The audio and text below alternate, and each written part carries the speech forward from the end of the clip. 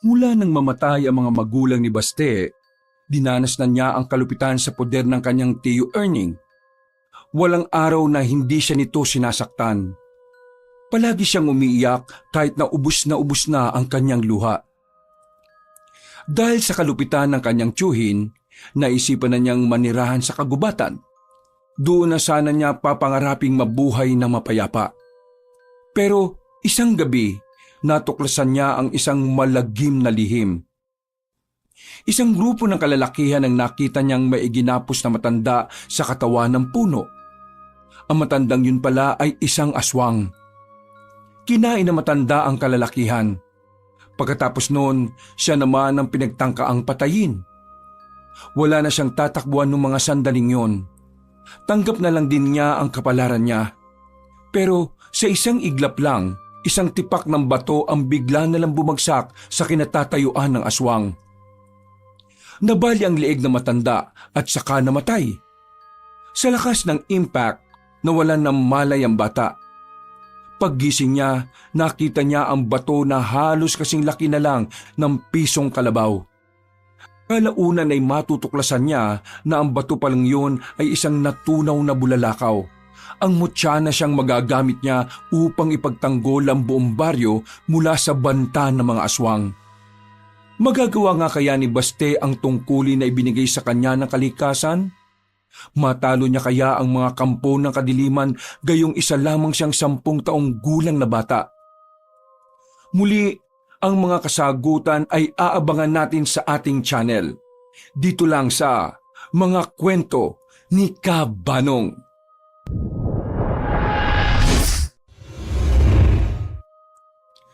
Pasa, sugat at bukol.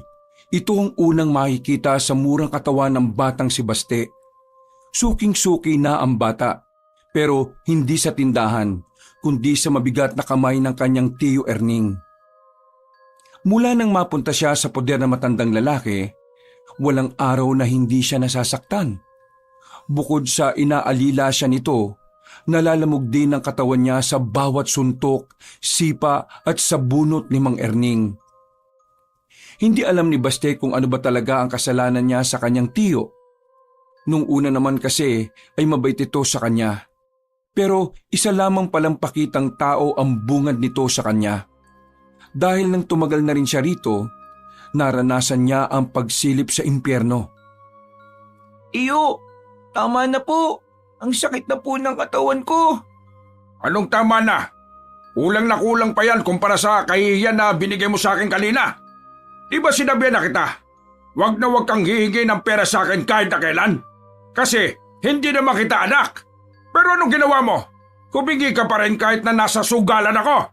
Yan! Natalo tuloy ako! Kasalanan mo eh!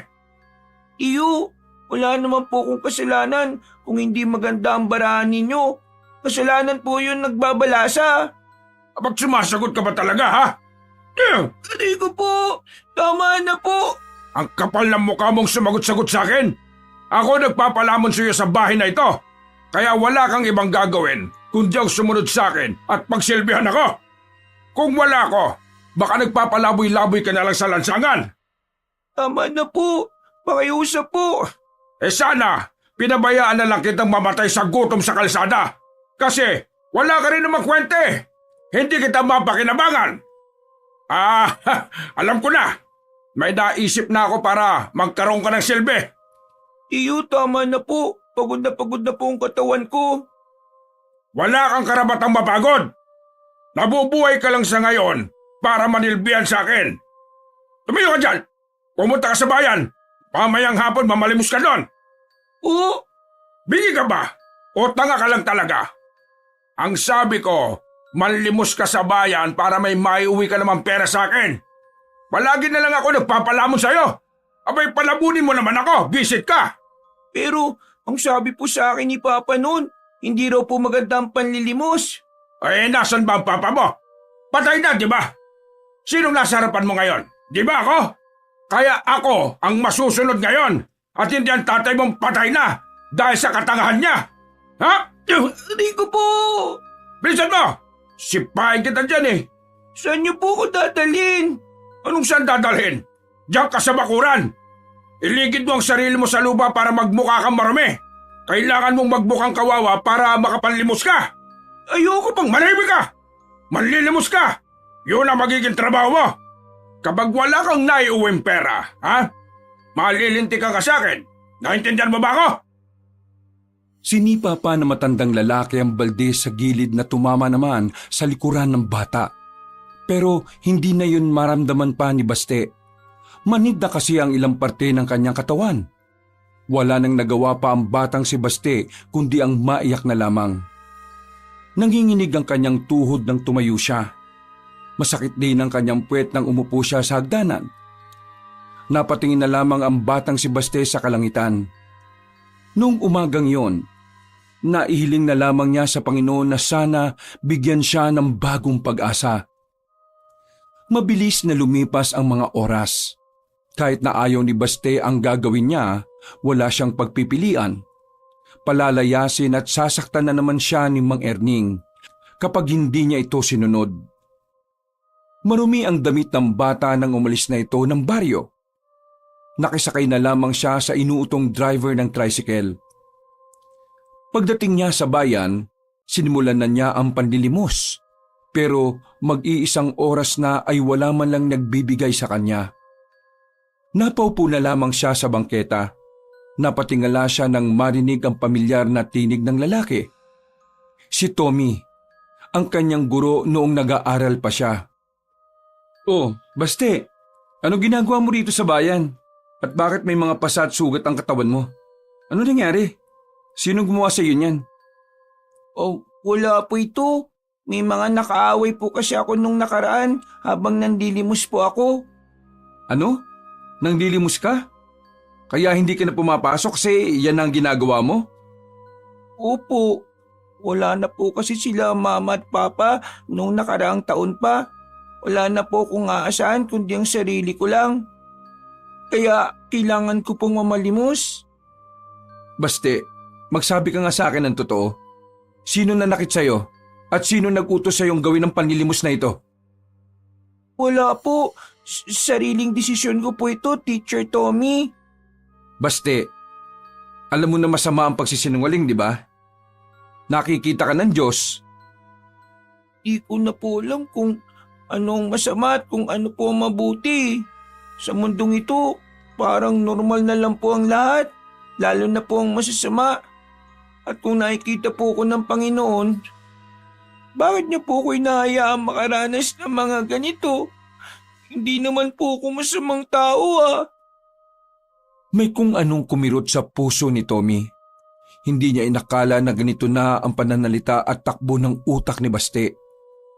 Para sa guro, isa lamang itong indikasyon na ang mga sinasabi ng bata ay hinuhugot nito sa mga naging karanasan nito. Baste, nakikita ng Diyos ang paghihirap mo. Hindi siya natutulog. Pero lahat ng ito ay may dahilan. Ibinigay niya sa iyo ang pagsubok na ito dahil alam niyang kaya mo itong lagpasan. Teacher Tommy, sinasabi niya po bang sinusubok niya ang katatagan ko kahit na bata pa lamang ako? Ayos lang po ba yun? Kahit na halos mamatay na po ako sa hirap? Hindi pa po ba sapat ang mga nararanasan ko para itigil na niya yung pagsubok po na ito? Ano po bang kailangan ko pa pong gawin para mapatunayan po sa kanya na matatag po ako? Sa puntong ito, hindi na nakapagsalita pa ang binatang si Tommy. Ramdam niya ang hinanakit ng bata. Kaya alam niyang hindi ito ang tamang panahon para ipaliwanag kay Baste ang mga bagay-bagay. Ginalang na lamang niya ang pananaw ng bata at iniba na lang ang usapan. Baste, gusto mo bang kumain na muna? Naku, wala po akong pera, teacher Isa pa, kailangan ko pong malimos para may maiuwi akong pera. Kapag wala akong nalimos, wala po akong kakainin kinabukasan. O sige na, ako nang bahala sa kakainin mo ngayon. At ako na rin ang bahala sa kailangan mo. Talaga po? Oo naman Mabuti ka naman bata Pero nakakahiya po.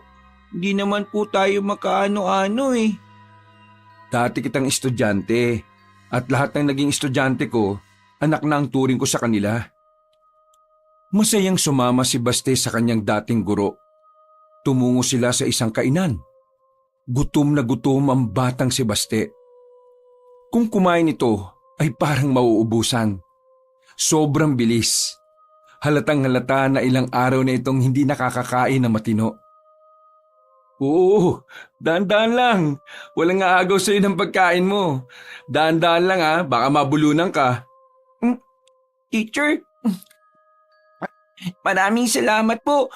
Ngayon lang po ako nakakain ng itlog, hotdog at manok. Sarap!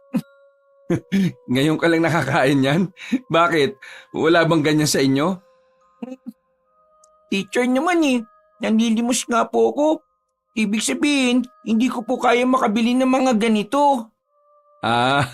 Pasensya na. Oo nga pala. Pero sige, kumain ka lang. Kung gusto mo, order pa ako. Busog na busog ang batang si Baste ng mga sandaling yon. Matapos nilang kumain, binigyan pa siya ng 200 piso ni Tommy. Kung si Basti lang ang masusunod, hindi na niya yun tatanggapin. Marunong din naman kasing mahiya ang bata. Ang kaso nga lang, naalala niya ang kanyang tiyuhin dahil tsak na malalagot na naman siya kapag umuwi siyang walang dalang pera. Naku, maraming salamat po, Teacher Tommy. Napakabuti niyo pong tao. Sana marami pa po kayong matulungan na gaya ko, no? Ano ka ba? Wala yung Baste. Basta kapag kailangan mo ko, dito ka lang pumunta ha. Abangan mo na lang ako sa parehong oras. O kaya pwede ka nga rin tumira sa bahay. Ako lang naman mag-isa ron. Ay, hindi po pwede. Basta po, maraming salamat po talaga. Kumaway na ang bata habang naglalakad palayo. Nang may mapadaan na tricycle ay agad na rin itong sumakay. Naisalba ni Baste ang gabing yon sa tulong ng kanyang dating guro. May naibigay siyang pera kay Mang Erning. Hindi naman mawala-wala ang ngiti sa mukha ng sugarol na tiyuhin. Ayos ka rin pala ano? Sa unang beses, 200 piso kagad. Akala ko pati sa ganito tatanga-tanga ka pa rin Hoy, gawin mo ito palagi ha, para matuwa naman ako sa'yo. Tiyo, pwede po ba akong bumawas ng 50 dyan? Abay, sira ulo ka ba? Malamang hindi. Ibang pupusoy ko to, babawasan mo pa. Ako naman po nanlimos po niyan, Tiyo Ba't sinusumbatan mo ba ako? Lumapit ang matandang lalaki at piningot ang tenga ng bata.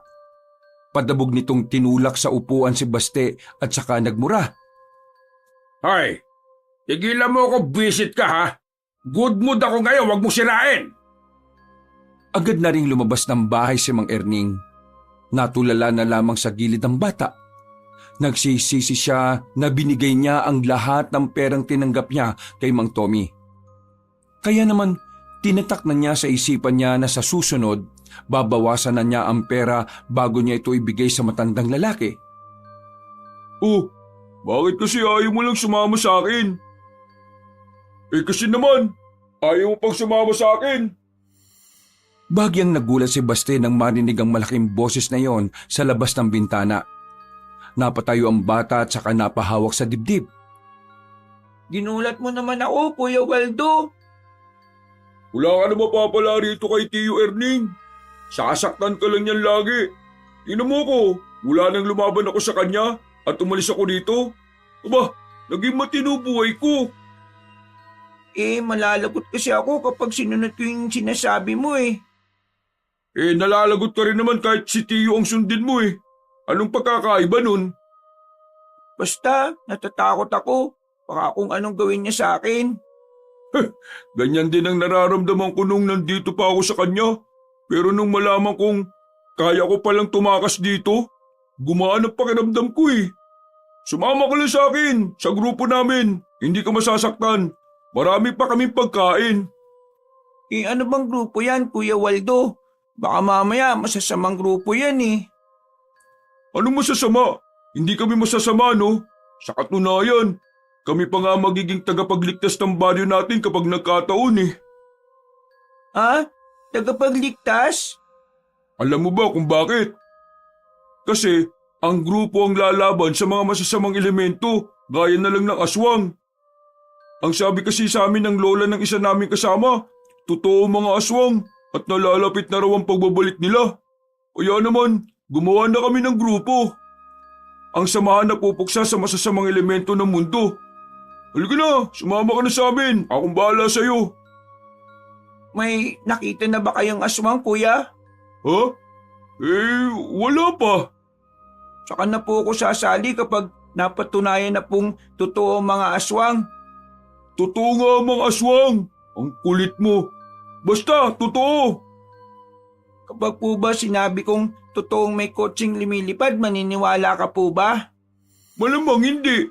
Wala naman ako nakikita ang ganun eh. Yun po ang dahilan kung bakit hindi po ako agad maniniwala. Aba, matalino kang bata ka ha. Pwede ka talaga sabin eh. Kuya Waldo, may pera ka dyan? Pwede ba ako makautang? Pambira, kabata-bata mo pa. Paano mo naman ako babayaran? Nanlilimos po ako sa bayan. Babayaran na lang kita kapag nakarami ako. Ano? Nanlilimos ka? Pinagagawa sa akin yun ni Tiyo eh. May siraulo pala talaga yung tiyo mo eh no? Nung ako naman, hindi ko naman niyang ginagawa. Ano, papautangin mo ba ako o hindi? May 50 pa ako dito. Ibibili ko ng pagkain. Huwag ka rito sa bahay kakain, baka makita ka pa ng tiyo nating tarantado. Masama ang kalooban ni Baste sa mga sandaling yon. Kahit na papaano ay gumaan ang pakiramdam niya dahil mabuti rin sa kanya si Waldo. Ang lalaking si Waldo ay dati ring utusan ni Mang Erning. Pero matagal na itong nakaalis. Kaya naman ganito na lang ang pag-aalala ni Waldo sa bata, kaya lagi niyang dinadalaw si Baste. Ganun pa man, wala pa rin itong kakayahan na makuha si Baste sa pangangalaga ni Mang Erning. Nang mamatay kasi ang mga magulang ni Baste, si Mang Erning na ang nakasulat na guardian ng bata. Palihim na lumabas ng bahay ang bata. Malayo pa ang bilihan ng kanin at ulam, kaya nilakad niya yon hanggang dulo. Wala nang gaanong tao sa parting yon kapag gabi. Makikita na lang ng tao ay nasa loob ng bahay o kaya naman ng tindahan. Agad siyang kumain nang makita na ang karinderya. Pero hindi pa man siya natatapos, isang malaking kamay na ang dumakma sa maliit niyang balikat. Paglingon niya, galit na galit ang mukha ni Mang Erning. Mukhang talo na naman yun sa sugal at siya ang pagbubuntunan. Nagya ka! 200 lang binigay mo sa akin tapos kakain ka rito? Mami ka nga! Hindi lahat binigay mo na! Kumupit ka na! Napapatingin na lang sa kanila ang ibang nasa karinderya. Pero wala ni isa sa mga yon ang nagtangkang umawat. Kilala kasi nila si Mang Erning bilang isang siraulo at basagulero. Hindi ko naman po ito kinupit eh. Binigay po sa akin to ni Kuya Waldo. Walang kwentang taong yon. Kaya paano kanya mabibigyan ng pera? Siraulo ka ba? Ako ba talagang lokohin mo? Halika! Hinawakan na siya ni Mang Erning sa kwelyo at kinaladkad. Dinala siya nito sa bahay. Muli, naranasan na naman ni Baste ang masaklap na parte ng kanyang buhay. Nabugbog na naman siya na matanda. Habang binubugbog siya, merong tumawag kay Mang Erning. Sandaling natigil ang pananakit dahil may kinausap sa bakuran nila ang kanyang tiyuhin. Sinamantala na niya ang pagkakataon. Nakita niya ang bintana na patungo sa gilid ng bahay nila. Habang nakikipag-usap pa si Mang Erning, wala siyang sinayang na pagkakataon. Tumalon na agad siya sa bintana. Iika-ika siyang tumakbo. Pinasok niya ang halamanan at nakarating siya sa masukal na kagubatan. Tila sumasabay din ang panahon sa kanyang pag-iyak sa mga sandaling yon. Bumuhos ang malakas na ulan. Pero tila hinugasan lang ng kalikasan ang nakakaawang katawan ng bata. Dahil 5 minuto lang ay tumigil na rin yon. Malakas na hangin na lamang ang namamayani sa kagubatan. Diyos ko, kung talaga nakikita mo po ako, nagmamakawa po ko sa inyo. Kunin niyo na po ako. Hindi ko na po kaya eh. Makailang ulit pang natutumba sa putikan ng bata. Pero hindi niya alam kung bakit pinipili pa rin niyang bumangon. Maya-maya pa, napatigil siya sa paglalakad nang biglang makarinig siya ng malalakas na boses. Ano ka ngayon, Mang Dodong? Sinabi ko naman sa iyo eh, wag na wag mong kakantin ng nanay ko. Kasi kayang-kaya kitang patayin ngayon. Hinanap ni Baste kung saan nagmumula ang tinig na yon. Nakita na lamang niya ang grupo ng kalalakihan. May dala-dala mga flashlight ang mga yon na tinututok naman sa mukha na matandang nakagapo sa puno. Kinabahan ng bata. Pakiramdam niya, makakasaksi siya ng isang krimen. Kita niya kasing may mga hawak na mahahabang patalim ang mga lalaki. Tudasin na yan! Nang makapagpahinga na siya! Tatagay na sana ng isang lalaki matanda, pero bigla na lamang yung umangil. Sa isang iglap, nakawala sa pagkakatali ang bihag nila. Malakas ito kaya nagawa nitong habultin ng isa sa mga lalaki para sakmalin. Hindi pa nakontento ang matanda. Sinakbal ulit nito ang isa pa hanggang sa isa na lamang ang natira. Wisit ka! Anong klaseng tao ka? Tinaga ng binata ang aswang pero nakailag lang ito. Hahabulin na sana na matandang aswang ang lalaking yon pero bigla na lamang sininok si Baste. Narinig siya ng aswang na agad din namang lumingon sa kanya. Dahil dito, dumaloy na ang kaba sa sistema ng bata. Sa sobrang takot, naihin na rin siya sa salawal. Hindi niya alam ang gagawin niya. Pakiramdam ng bata, yun na ang huling sandali niya sa mundo. Hindi siya makapagsalita. Hindi rin siya makagalaw. Pinagmamasdan lang niya ang marahang paglapit sa kanya ng matandang aswang. Hanggang sa bigla na lamang itong lumundag sa harapan niya.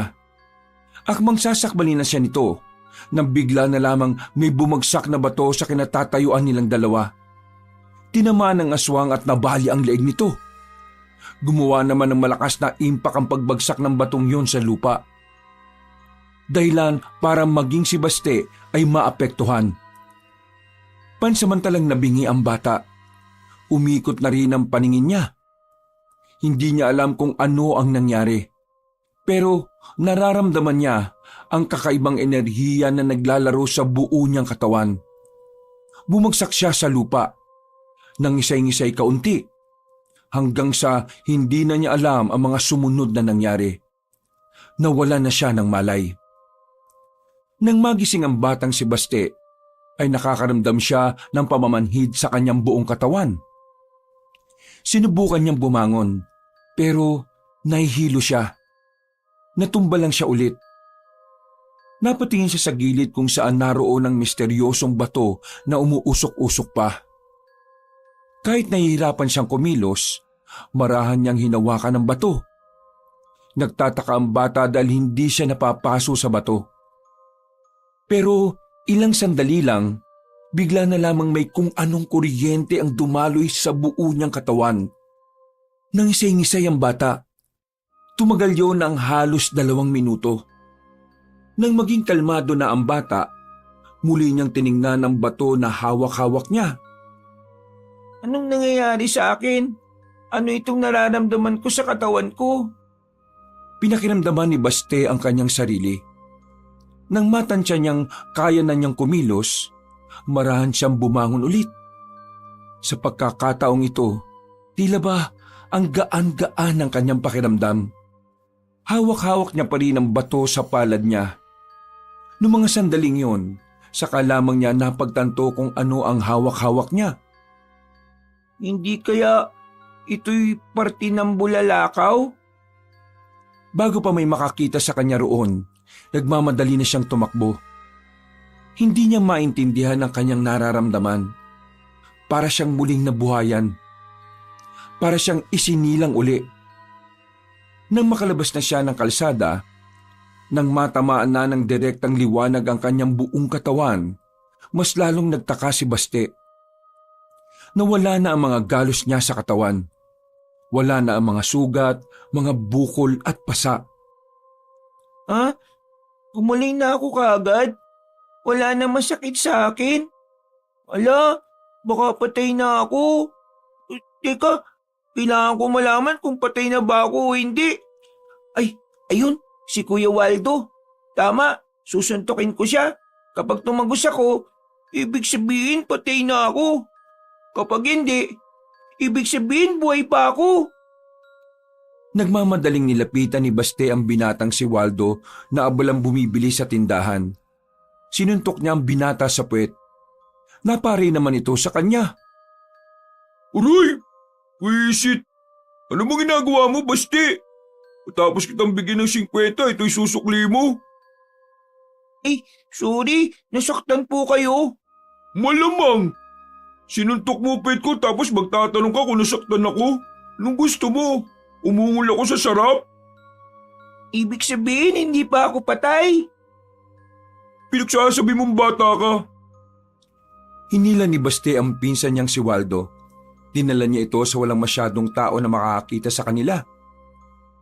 Uy, ano bang problema mo? Yung sukli ko hindi ko tuloy nakuha. May sasabihin ako sa iyo, Kuya Waldo. Importante pa sa sukli mo. Eh ano nga yun? May nakita kasi akong aswang kanina eh. Ha? Sigurado ka ba? Opo. Gusto mo ituro ko sa iyo kung nasaan eh. O sige, dali mo ako ron, bilis. Walang sinayang na pagkakataon ng dalawa. Kahit medyo maputik, ay mabilis silang nagtungo sa pinangyarihan. Hindi makapaniwala si Waldo sa kanilang inabutan. Naroon pa rin kasi ang bangkay ng matandang aswang. Kanina habang nandito ako sa gubat, nakita kong tinali siya ng mga kalalakihan. Tapos bigla na lang siyang nakawala.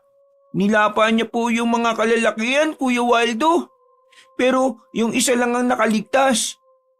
Nakita ko ng aswang kanina. Kakainin na niya sana nga ako eh. Pero ano?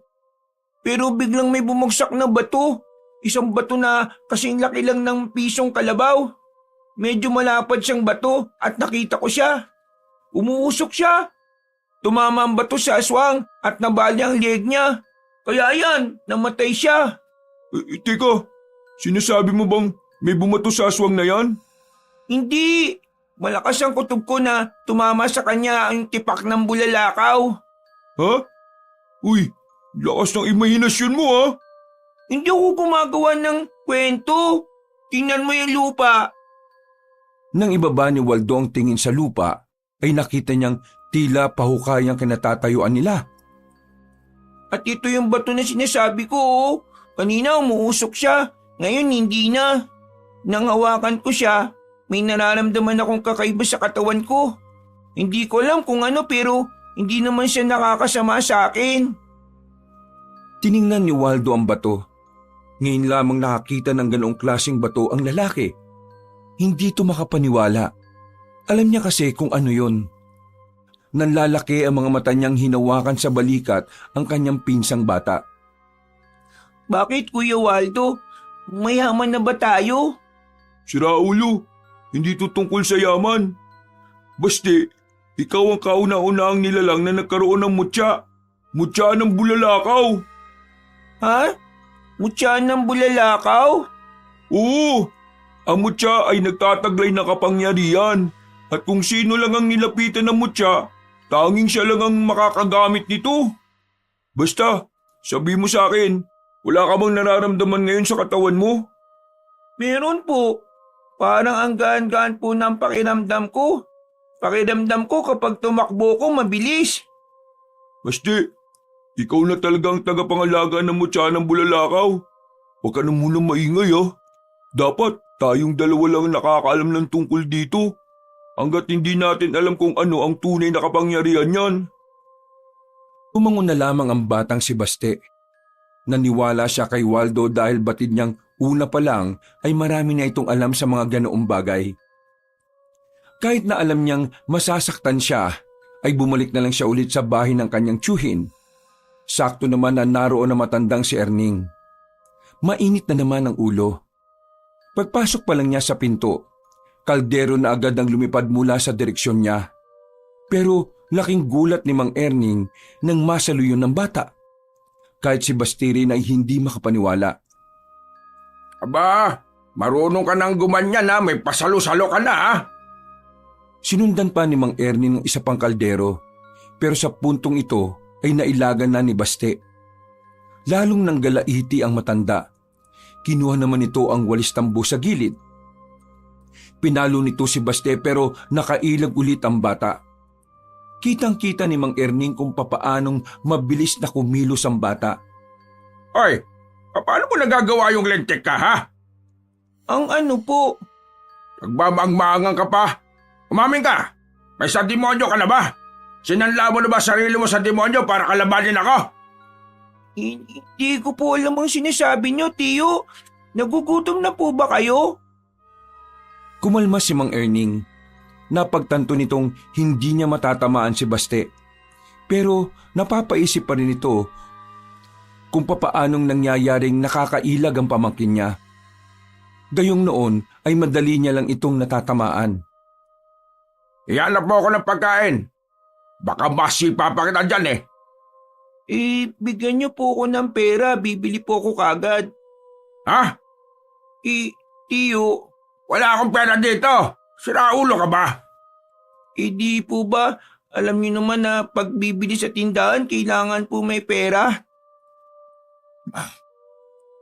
Teka nga, ginagawa mo ba akong tanga? Nanggigil na naman ang matanda. Tumayo ito at saka sinampal sa mukha ang bata.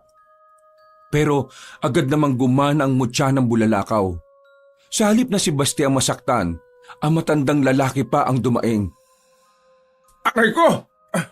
Tigas kang mukha mo ah! Hindi ka normal! Bakit ganyan ang mukha mo?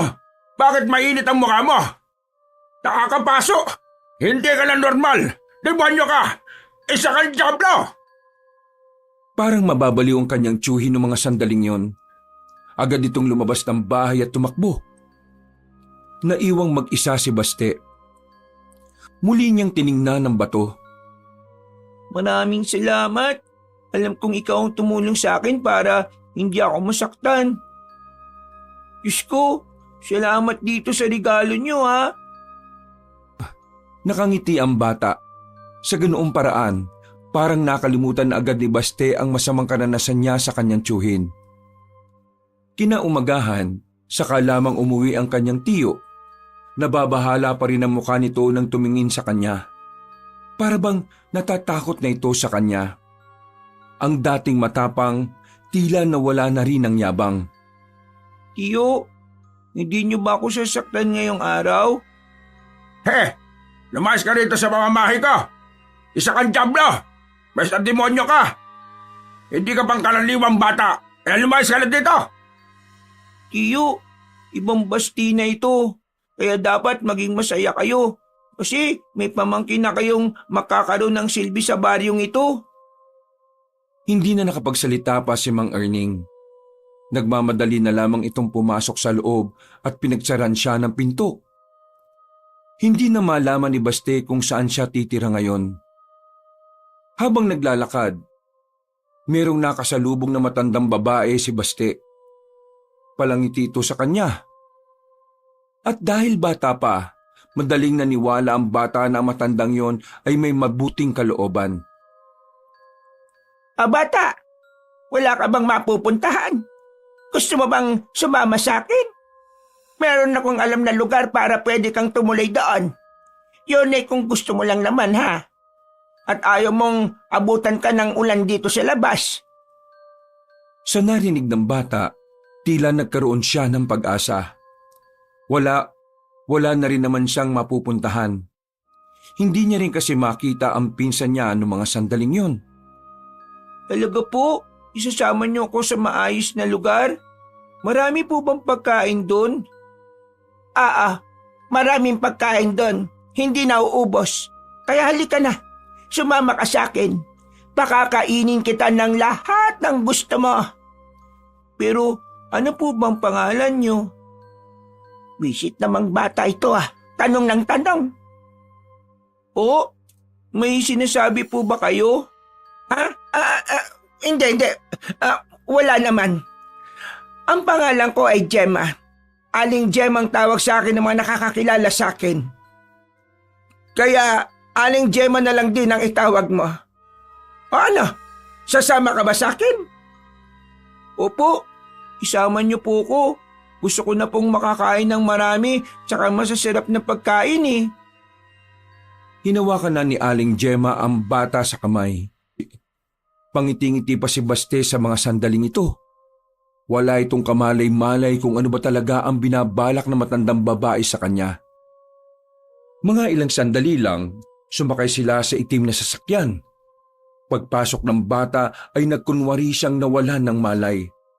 Nakita niya kasi sa loob na may mga lalaking nakatakip ang muka at inutusan niyo ni Aling Gemma. Sa murang edad, alam na agad ni Baste na hindi tama ang nangyayari. Pero sumabay na lang din siya sa agos ng mga kaganapan. Lumipas ang maghapon, tumigil na ang sasakyan. Binitbit na rin siya at ipinasok sa isang abandonadong warehouse. Iniligay si Baste kasama ng mga iba pang bihag ng bata. Grabe, may magaganap palang ganito. Napatingin si Baste nang makita niya ang matandang si Gemma. Nakangiti ito sa kanya na parabang nang iinsulto. Manloloko ka? Ang sabi mo sa akin, dadalhin mo ako sa lugar na maraming pagkain. Pero anong ginagawa ko dito?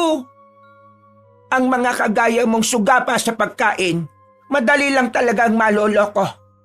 Hintayin nyo na lang ang client namin at papadala na rin namin kayo sa kanila. Anong gagawin nila sa amin? Depende. Bakit hindi mo na lang itanong sa kanila mamaya? Makakawala ako dito, Manang. At kapag nangyari yun, magbabayad ka sa akin sa ginawa mo sa aming mga bata. Ay, natakot naman ako. Ang kaso nga lang, paano ka makakatakas dyan? Wala ka namang susi.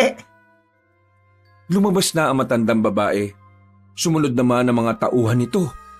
Noong mga sandaling yon, bumuntong hininga si Baste.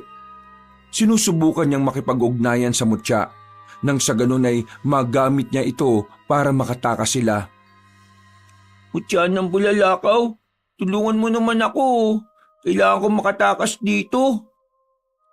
Makalipas ang ilang minuto, narinig nilang may mga dumating ng sasakyan.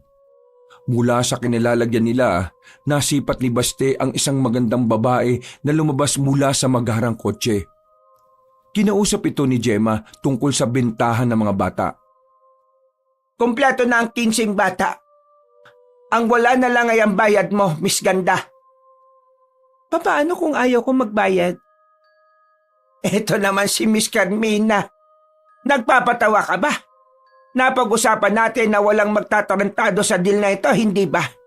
Kaya ipakita mo na sa akin ang pera at ibibigay namin sa inyo ang mga batang yan.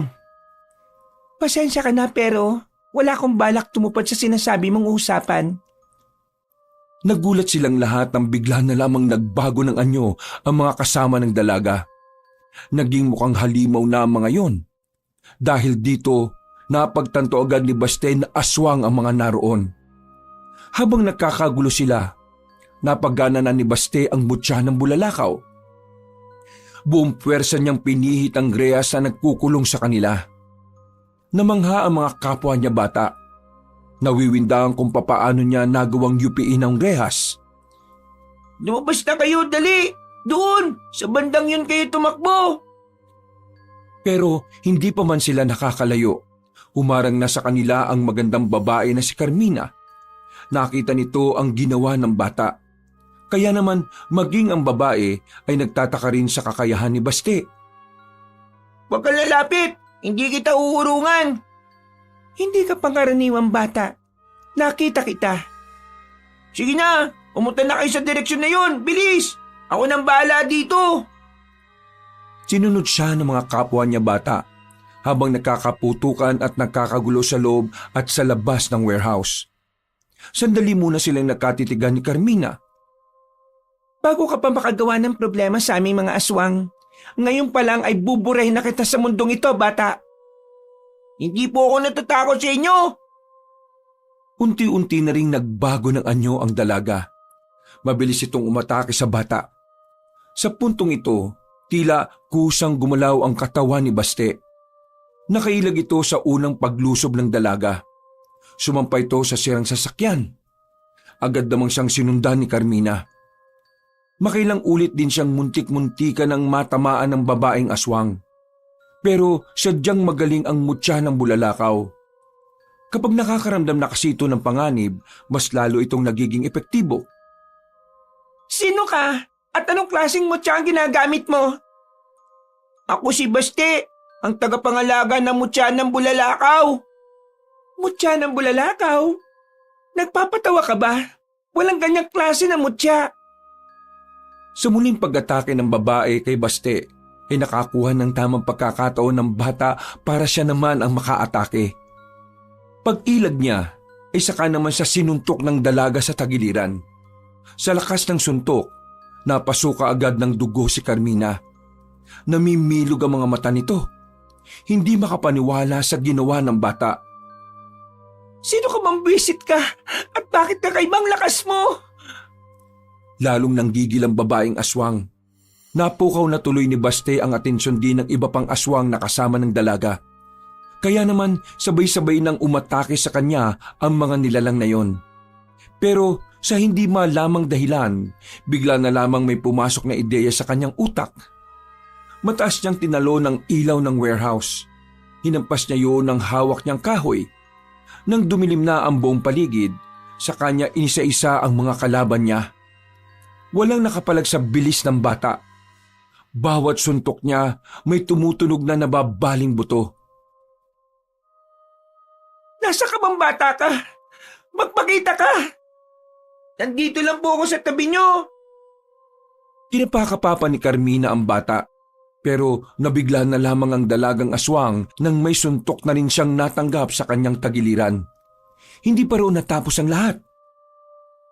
Sinundan pa ni Baste ng isa pang suntok sa tagiliran, hanggang sa makalabas na sila ng warehouse. Sa puntong ito, nakita na ni Baste kung papaanong namimilipit na si Carmina. Hindi kita hayaan na magtagumpay sa masama mong binabalak. Pwisit ka talagang bata ka. Pwisit! Wala nang nagawa ang dalaga. Ibinuka na nito ang pakpak at saka nagmamadaling umalis. Inasikaso na lamang ni Baste ang kapwa niya bata na hindi pa rin nakakaalis. Saan madadali ng mga batang yan?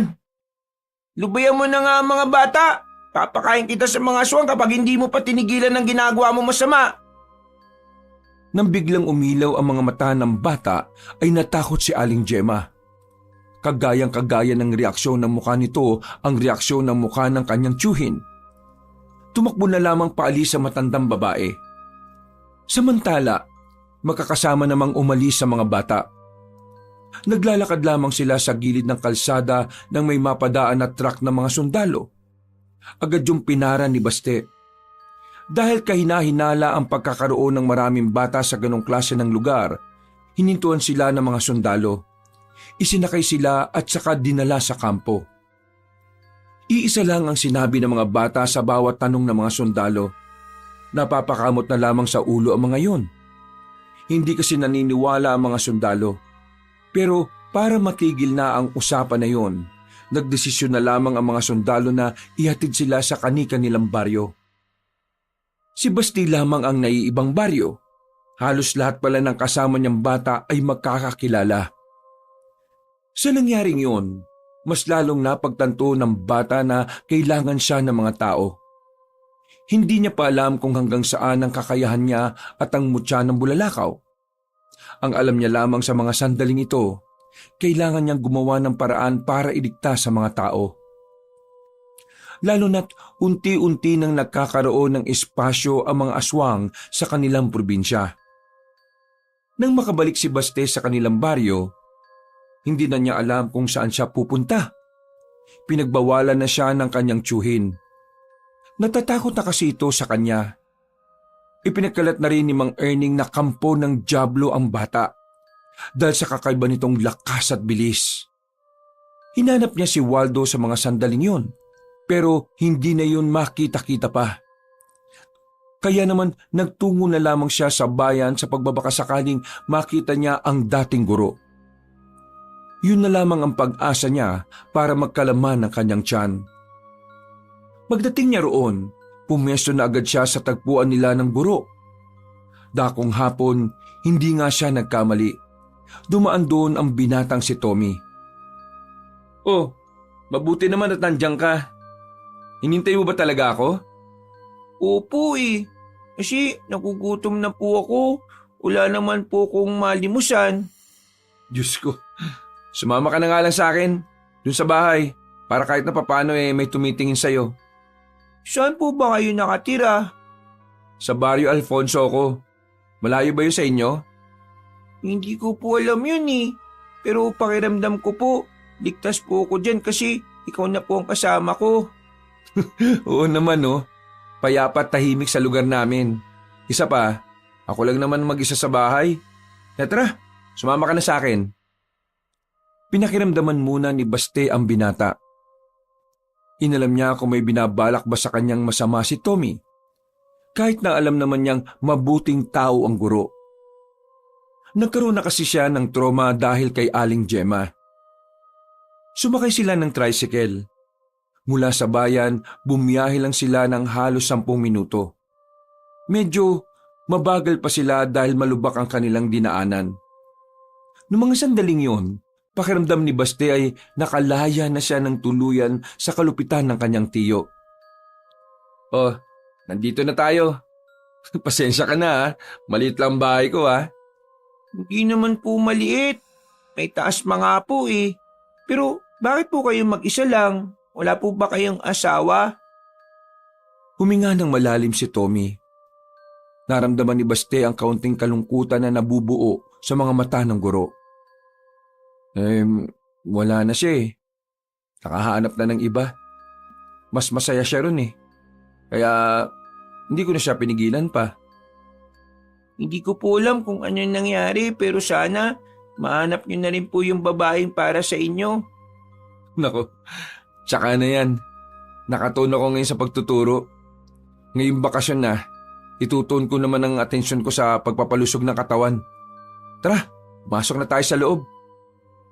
Tuwang-tuwa ang batang si Baste na makakain na rin siya sa wakas.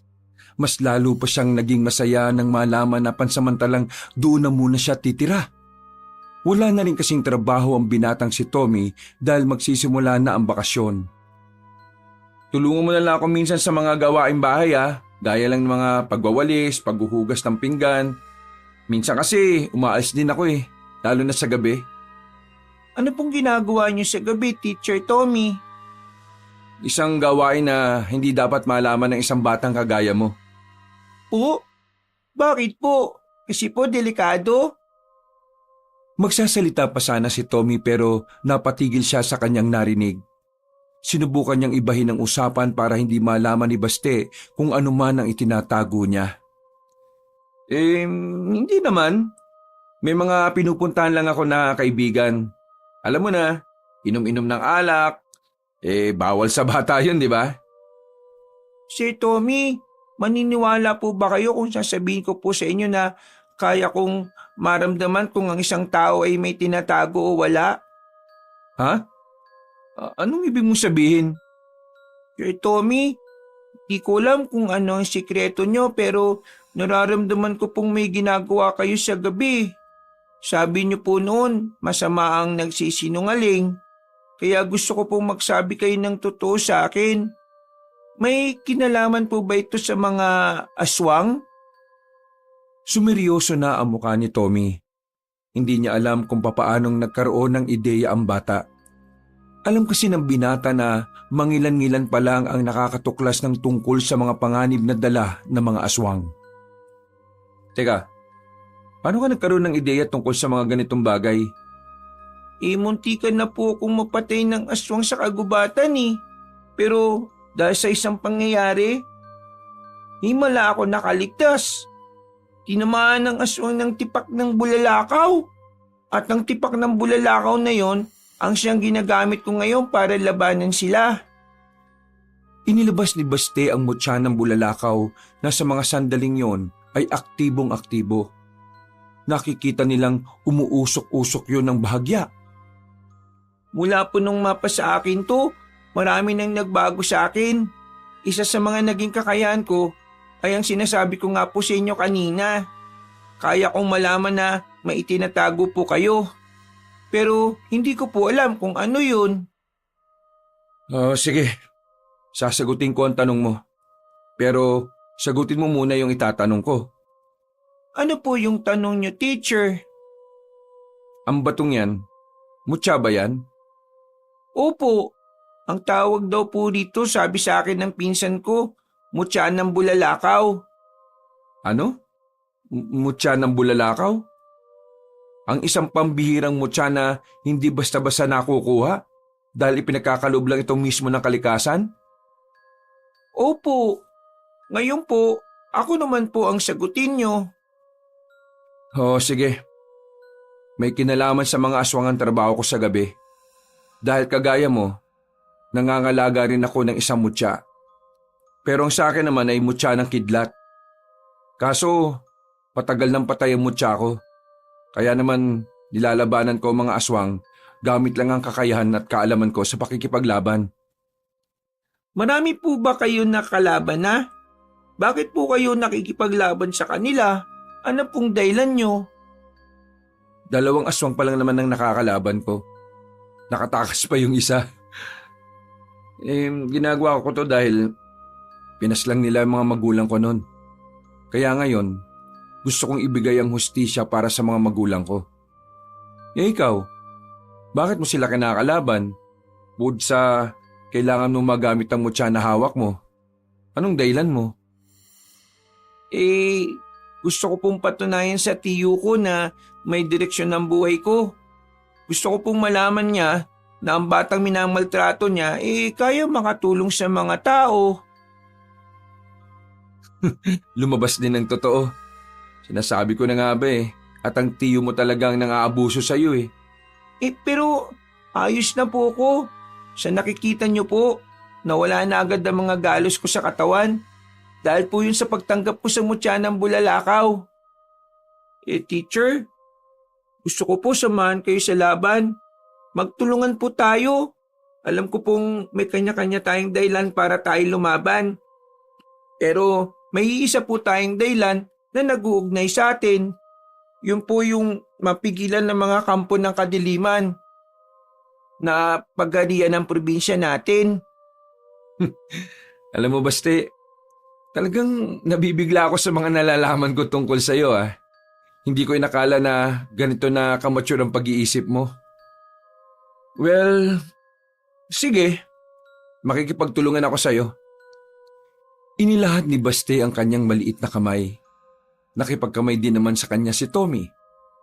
Noong gabi din yun, maraming bagay na ipinaliwanag si Tommy kay Baste. Mga bagay na may kinalaman sa mga makakalaban nilang aswang. Sige na. Magpahinga ka na muna, Baste. Bukas na bukas din ipapakilala kita sa mga kasamahan ko. Po? May mga kasamahan po pala kayo? Oo. Mga kagaya natin na may kanya-kanyang dahilan. Humiga na rin ang batang si Baste sa papag. Si Tommy naman ay bumaba na rin. Habang nakatingin sa kisame, muling pinagmasdan ni Baste ang bato na hawak-hawak niya. Napapangiti na lamang din siya dahil dito. Pakiramdam niya kasi ang batong yon ang sumalba sa buhay niya. Sana lagi kang nandito. Sana hindi ka na mawala sa akin. Ikaw ang buhay ko, tipak ng bulalakaw. May ngiti sa muka na nakatulog na lamang ang bata. Kinabukasan ay maaga siyang ginising ni Tommy para mag-almusal. Sumilay agad ang malapad ng ngiti ng bata nang makita ang mga nakahain na pagkain sa lamesa. Pero nawala ang ngiti ng bata nang makitang tila may kakaibang mensahe ang mga mata ng kanyang guro. Teacher, may masamang balita ba na dumating? Nababasa ko po sa mga mata ninyo . Oo, dumating kaninang 6:00 ang 2 na kasamahan ko. Ang sabi nila, nagsimula nang umatake ang mga aswang. Inunan nila ang kuta ng mga kasama namin sa gubat. Ano po nangyari sa kanila? Nakaligtas po ba silang lahat? Hindi eh. Sa 10 kasamahan namin, lahat yun patay. Wala silang nagawa. Binigla sila eh. Hindi sila nakapaganda. Ano pong kailangan natin gawin? Ganito. Mamaya, kapag pumunta tayo ron, malalaman natin kung anong magiging desisyon ng mga kasamahan ko. Pagkatapos mong kumain, maligo ka na ha. May binili akong mga damit ng pambata dyan. Suotin mo yon.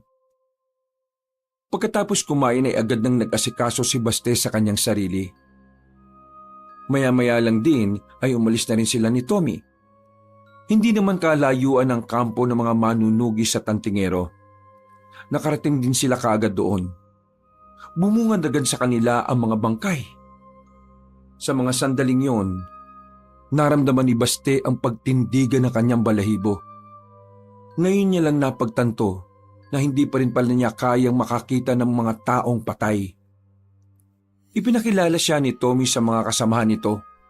Pero dahil masyadong abala ang mga yun sa nangyari, hindi na rin siya masyadong naintindi. Kaya naman, kahit na naroon pa si Tommy, nagpaalam na muna siyang umuwi. Pumayag naman ito sa kanya. Habang naglalakad pabalik sa bahay ng kanyang guro, isang lalaki naman ang humarang sa kanya. Masama ang tingin nito sa kanya. Kaya naman napatigil agad ang bata. Nagtataka kung ano ang gagawin ng lalaking kaharap niya. Walang galang na po. Pero magkakilala po ba tayo? Bigla-bigla na lamang siyang hinawakan ng lalaki sa kamay at sapilitang dinala sa isang iskinita. Ano po kasalanan ko? Anong ginagawa niyo sa akin? Ikaw bata ka. Ikaw ang batang nakita kong tinapakan ng tipak ng bulalakaw. Ikaw yung muntikan ng patayin ng aswang, no? Ikaw po ba yung lalaking tumakbo? Nasaan yung tipak ng bulalakaw? Ibigay mo sa akin! Puwersahang kumalas ang bata sa pagkakahawak ni Arnel. Pero hindi pa rin nawawala ang inis sa mukha ng lalaki. Hindi ko po pwedeng ibigay ang mutya ng bulalakaw. Ako po ang tagapangalaga nito. Kung hindi mo ibibigay sa akin, huwag kang umangal na masasaktan kita ngayon. Ayaw ko pong masaktan ka. Aba, nagyayabang ka pa talaga ngayon, ha? Tingnan natin! Nang aamba ng lalapit si Arnel, ay bigla na lamang nahawakan ni Baste ang braso ng lalaki. Hinila niya ito ng malakas. Sumubsob ang lalaki sa lapag. Ariko! Kapag hindi ka po tumigil, babaliin ko po ang braso nyo. Oo na! Aray, tama na! Binitiwan na rin ni Baste ang braso ng binata. Dumadaing pa ito ng tumayo at tumarap sa kanya. Wala na mapa sa akin ng mutya ng bulalakaw. Hindi na ako pangkaraniwang bata. Kaya bago po kayo gumawa ng ganitong kalokohan, kailangan niyo po munang alamin kung sino ang binabangga ninyo. Ayos ka rin, ha? Pasimple kang nagyayabang, ha? Kinuha ni Baste ang bato ng bulalakaw na nakaipit sa bewang niya. Inabot niya sa binata. Oh, akala ko ba hindi mo ibibigay sa akin yan? Ibibigay ko sa iyo to para malaman ninyo na ang mutyang ito ay para lang sa isang tao. Inihagis ni Baste ang bato. Nasalo naman yon ni Arnel pero napasigaw ito nang mapaso ang palad nito. Aray! Wisit! Bakit ang init ang bato na yan? Kinuha ulit ni Baste ang bato at normal niya lang hinawakan yon. Ibinalik niya ang bato sa kanyang tagiliran. Napapailing itong tumingin sa binatang hanggang ngayon ay naguguluhan pa rin. Hindi po ito pwedeng hawakan ng ibang tao. Ang nangangalaga lang sa kanya ang pwedeng umawak sa kanya. Kaya hindi siya mananakaw ninuman. Ganun naman pala eh. Bakit mo ba ibibigay sa akin? Kung di ka ba naman siraulong bata ka eh. Bakit gusto niyo pong kunin yung mutya ng bulalakaw? Hindi ka naman po aswang. Wala ka na ron. Hindi ko obligasyon na magpaliwanag sa'yo. Manunugis ka rin ba? Yung matandang aswang na ginapos nyo, sino siya? Hindi ko na uulitin ang sinabi ko. Total, wala naman ako mapapala rito. O sige na, alis na ako. Alam ko pong iisa lang ang gusto natin mangyari. Yun ay ang mapas lang ang mga aswang at mapigilan sila sa kasamaan nila. Tumingin sa kanya ng seryoso ang binata. Ngumisi lang yun sa kanya at naglakad na rin. Basti po yung pangalan ko. Ano pong pangalan nyo? Arnel! Hinayaan na lamang ng bata si Arnel na makalayo. Bumuntong hininga na lamang si Baste. Umuwi na lang siya sa bahay ni Tommy. Tulala't hindi mapakali ang isipan ng bata. Bumalik sa kanyang alaala ang babaeng nakalaban niya sa warehouse. Aminado ang bata na ramdam niyang mabangis ang dalagang yon. Hindi naman siya nababahala. Ang kinababahala lamang niya ay kung gaanong karaming aswang ang posibleng umatake sa kanila. Kung tutuusin, alam ni Baste na hindi naman niya dapat problema yon. Pagkain lang sana ang inaatupag niya. Pero sa kabilang banda, tinanggap na rin niya na hindi na nga siya ang batang si Baste. Kailangan na niyang mag-isip na parang kalibel ng isip ng kanyang guro na si Tommy. Makalipas ang ilang mga sandali, nakabalik na rin ang guro niyang si Tommy. Sa itsura pa lang nito, mahahalata na ang bata ang pagkadismaya. Umupo ang binata sa gilid at saka bumuntong hininga habang nagtatanggal ng sapatos. Ay nako, buti na lang talaga bakasyon na. Kung sumabay pa tong problemang to sa pagtuturo ko baka nabuang na talaga ako. Baste, anong ginagawa mo dyan? Hindi ka pa ba nakain? Inintay ko po ikaw eh. O sige tara na, kumain na tayo. 2 linggo ang nakalipas. Palihim na nagsasanay ang batang si Baste sa kagubatan. Mas pinauunlad niya pa ang kapangyarihan na meron ng kanyang mutya. Sa mga nakalipas na araw, kahit na papaano ay may maganda namang progreso ang ginawa niya. Mas naiintindihan na niya kung kailan niya dapat mas kailangan ng mutya ng bulalakaw. Natuklasan din niya na meron din parang ibang kakayahan ng mutya. Gaya na lamang ng pag-amoy para sa mga aswang. Pati na rin ang pagpapatigas ng kanyang kamao na magagamit niya kung siya ay susuntok sa kalaban. Siguro naman, kakayanin ko na makaharap sa maraming aswang sa ganitong kalagayan. Kakayanin mo na talaga. Nagulat ang bata nang marinig ang tinig na yon na parang pinsan na si Waldo. Nagtaka ang bata kung anong ginagawa nito sa baryo na malayo naman sa kanila. Uy, Kuya Waldo, anong ginagawa mo dito? Ikaw, anong ginagawa mo rito?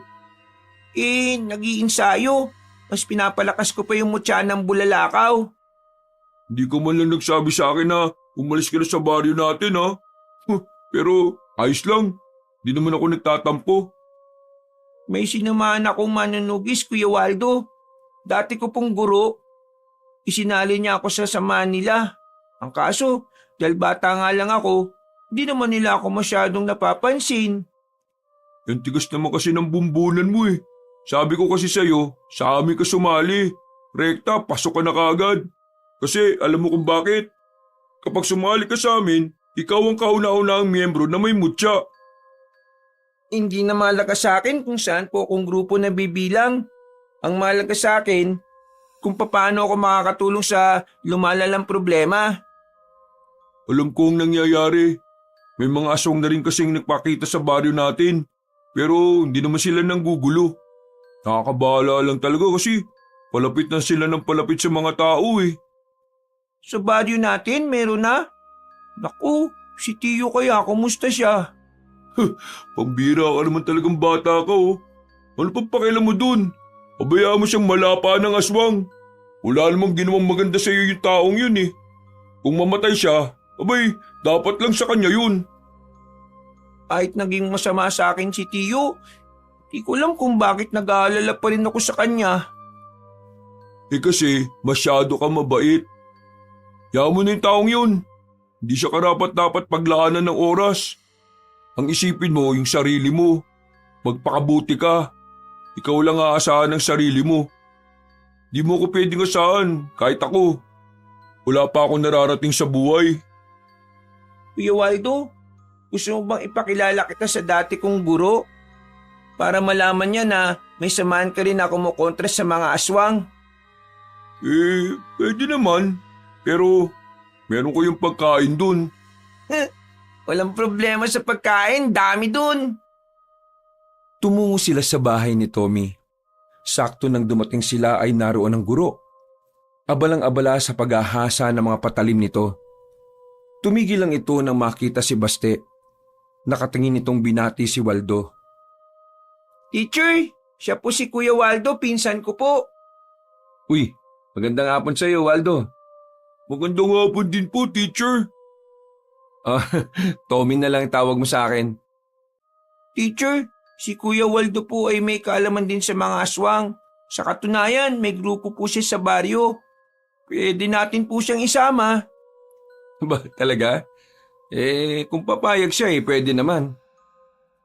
Hindi ko kayang bitiwan yung pinakamamahal kong grupo Pero sa mga sandaling ito, gusto kong ako ang maging mukha ng samahan namin bilang representative. Kaya kinararangal kong mapabilang. Kuya Waldo, di mo naman po kailangan maging formal Sige, ganito na lang gawin natin. Bubuo na lang tayo ng sarili nating grupo. Hindi na kasi sila magpapasali Sa katunayan, ayaw ka rin nila, Baste. Wala silang tiwala sa'yo kasi nga bata ka lang daw. Pero kumalas na rin ako sa kanila. Iba na yung mga plano nila Sobrang layo na sa mga napag-uusapan namin. 3 lang po tayo. Kakayanin ba natin sila kung 3 lang tayo? Pero kung 4 tayo, pwede natin silang kayanin. Sabay-sabay silang napalingon sa labas ng bakuran nang marinig ang tinig na yon. Arnel? Magkikilala po kayo? Kapatid ko siya. Kumusta, kuya? Akala ko ba matagal mo nang binitiwan ng pagiging manunugis? Wag mo akong tanungin. Magpaliwanag ka sa akin, Bakit ngayon ka lang nagpakita? Ang tagal kong iniisip kung anong nangyari sa'yo nung pinatakas tayo ni Papa at Mama Di tinangay ako sa ilog nun habang natakas tayo. Tinangay ako ng ilog nung habang natakas tayo. Hinabol ko kayo pero nabigo ako.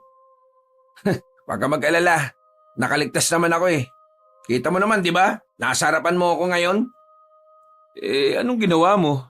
Bakit hindi mo kagad ako hinanap? Hinanap kita, no? Pero nakita kong unti-unti mo nang naabot ang pangarap mo. Kaya hindi na kita inabala pa. Ayaw ko maging pabigat sa lahat ng gusto mong gawin.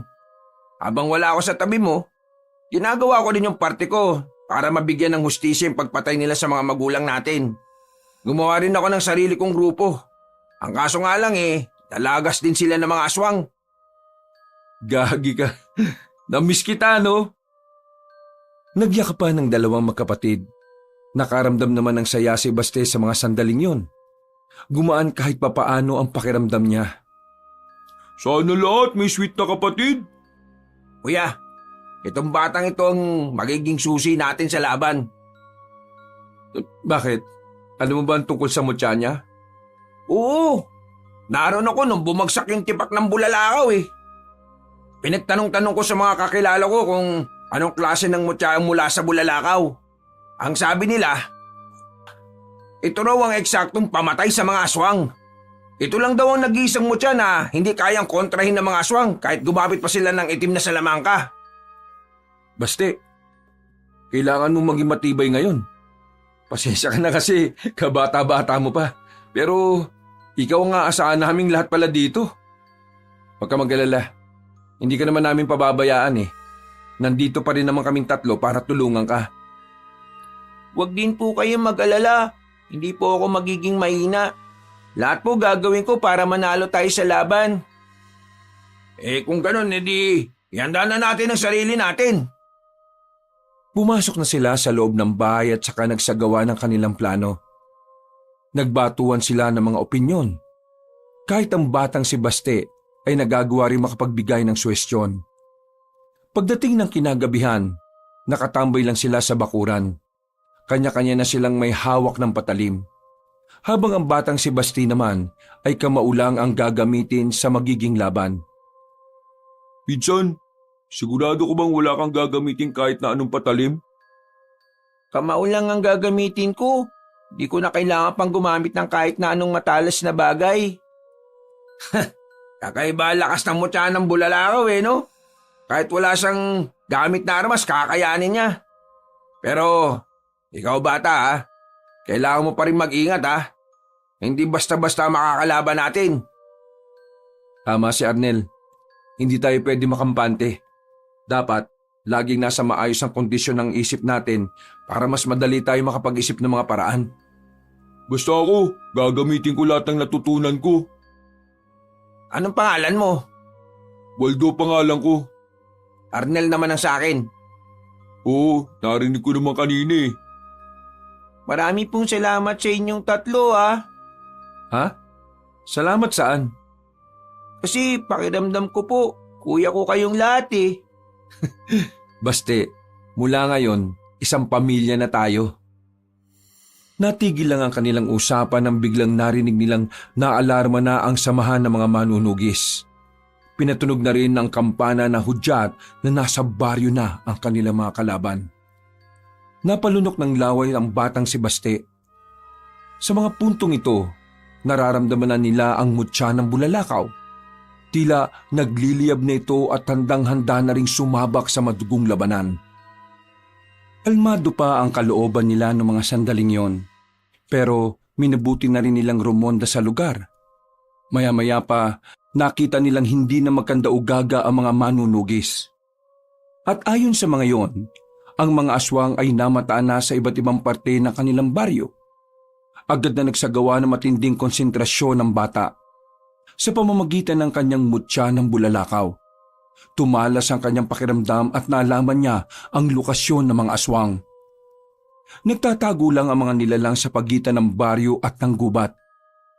Mga naghihintay lang ng pagkakataon kung kailan aatake.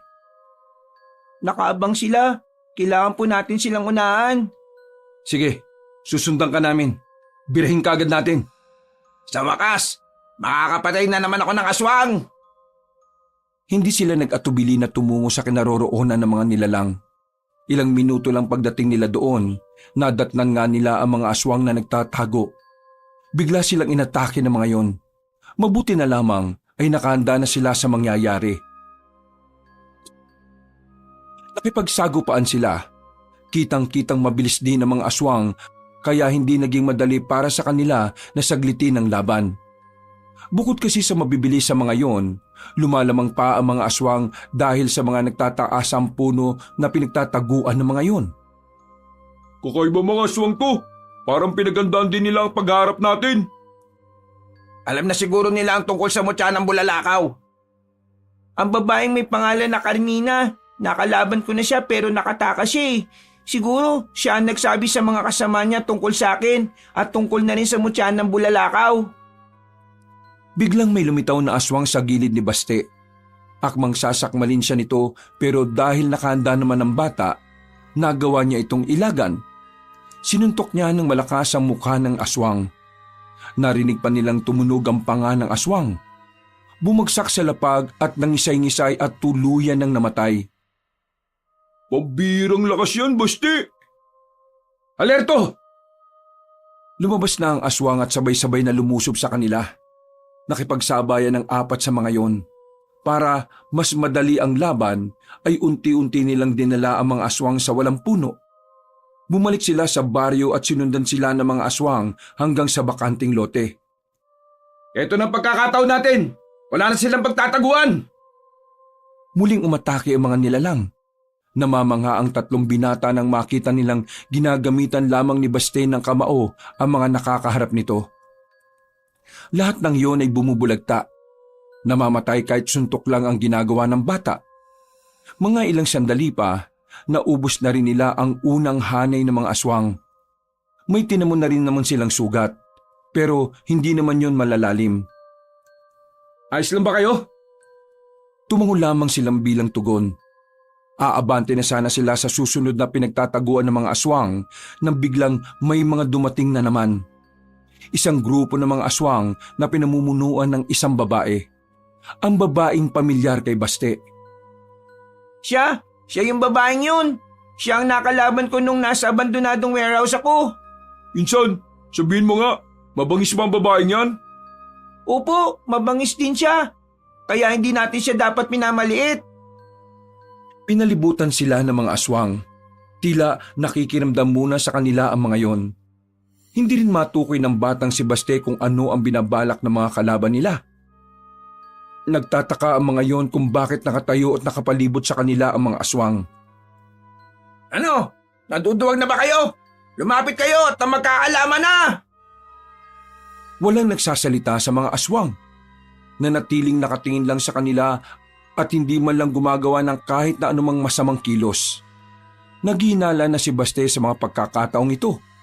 Palagay niya walang balak na umatake sa kanila ang mga aswang na kaharap nila. Napagtanto niya na gusto lamang sila nitong manatili roon para hindi nila mapuntahan agad ang ibang lugar na aatakihin ng mga ito. Kailangan na po nating umalis. Pinatatagal lang nila ang oras natin dito para magkaroon ng pagkakataon ng ibang aswang na umatake sa ibang parte ng lugar natin. Napansin ni Baste na tila nabigla ang babaeng si Carmina. Kaya naman bago sila makaalis doon ay bigla na lamang nagsikilo sa mga aswang. Talagang hindi sila papaalisin ng mga yon. Dito lang kayo. Kami ang kalaban ninyo. Nagsimula muli ang banatan at sa pagkakataong ito, mas naging agresibo ang mga aswang. Kaya ang apat, halos hindi sila makalayo-layo. Magkakadikit lamang sila at magkakatalikuran. Sa ganitong posisyon, nahihirapan ang mga aswang na makalapit sa kanila. Pero alam ni Baste na hindi dapat tumagal ang laban na yon.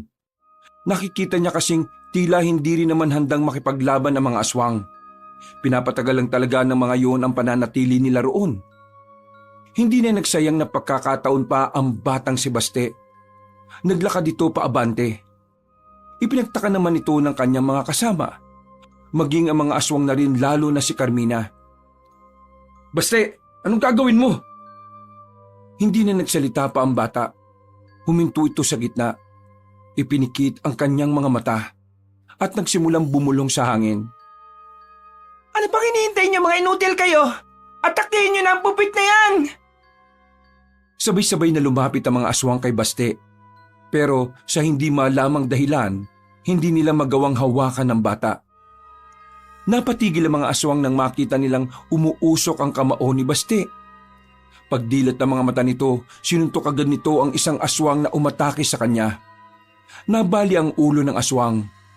Bagay na ikinagulat din ng iba pa. Pero hindi pa nakontento si Baste. Hanggat nakikita niyang buhay ang mga aswang, hindi siya magdadalawang isip na gamitin ang kanyang lakas. Nilampaso niya ang mga aswang, binalibag, tinadyakan at pinagbababasag niya ang mukha ng mga yon. Ang mga natitirang aswang, natutong matakot sa bata. Nawala ang pagkabangis ng mga yon. Hindi na magawa pang makaatake. Baka tuwag ba kayo? Atakihin niyo ang batang yan! Bata lang yan!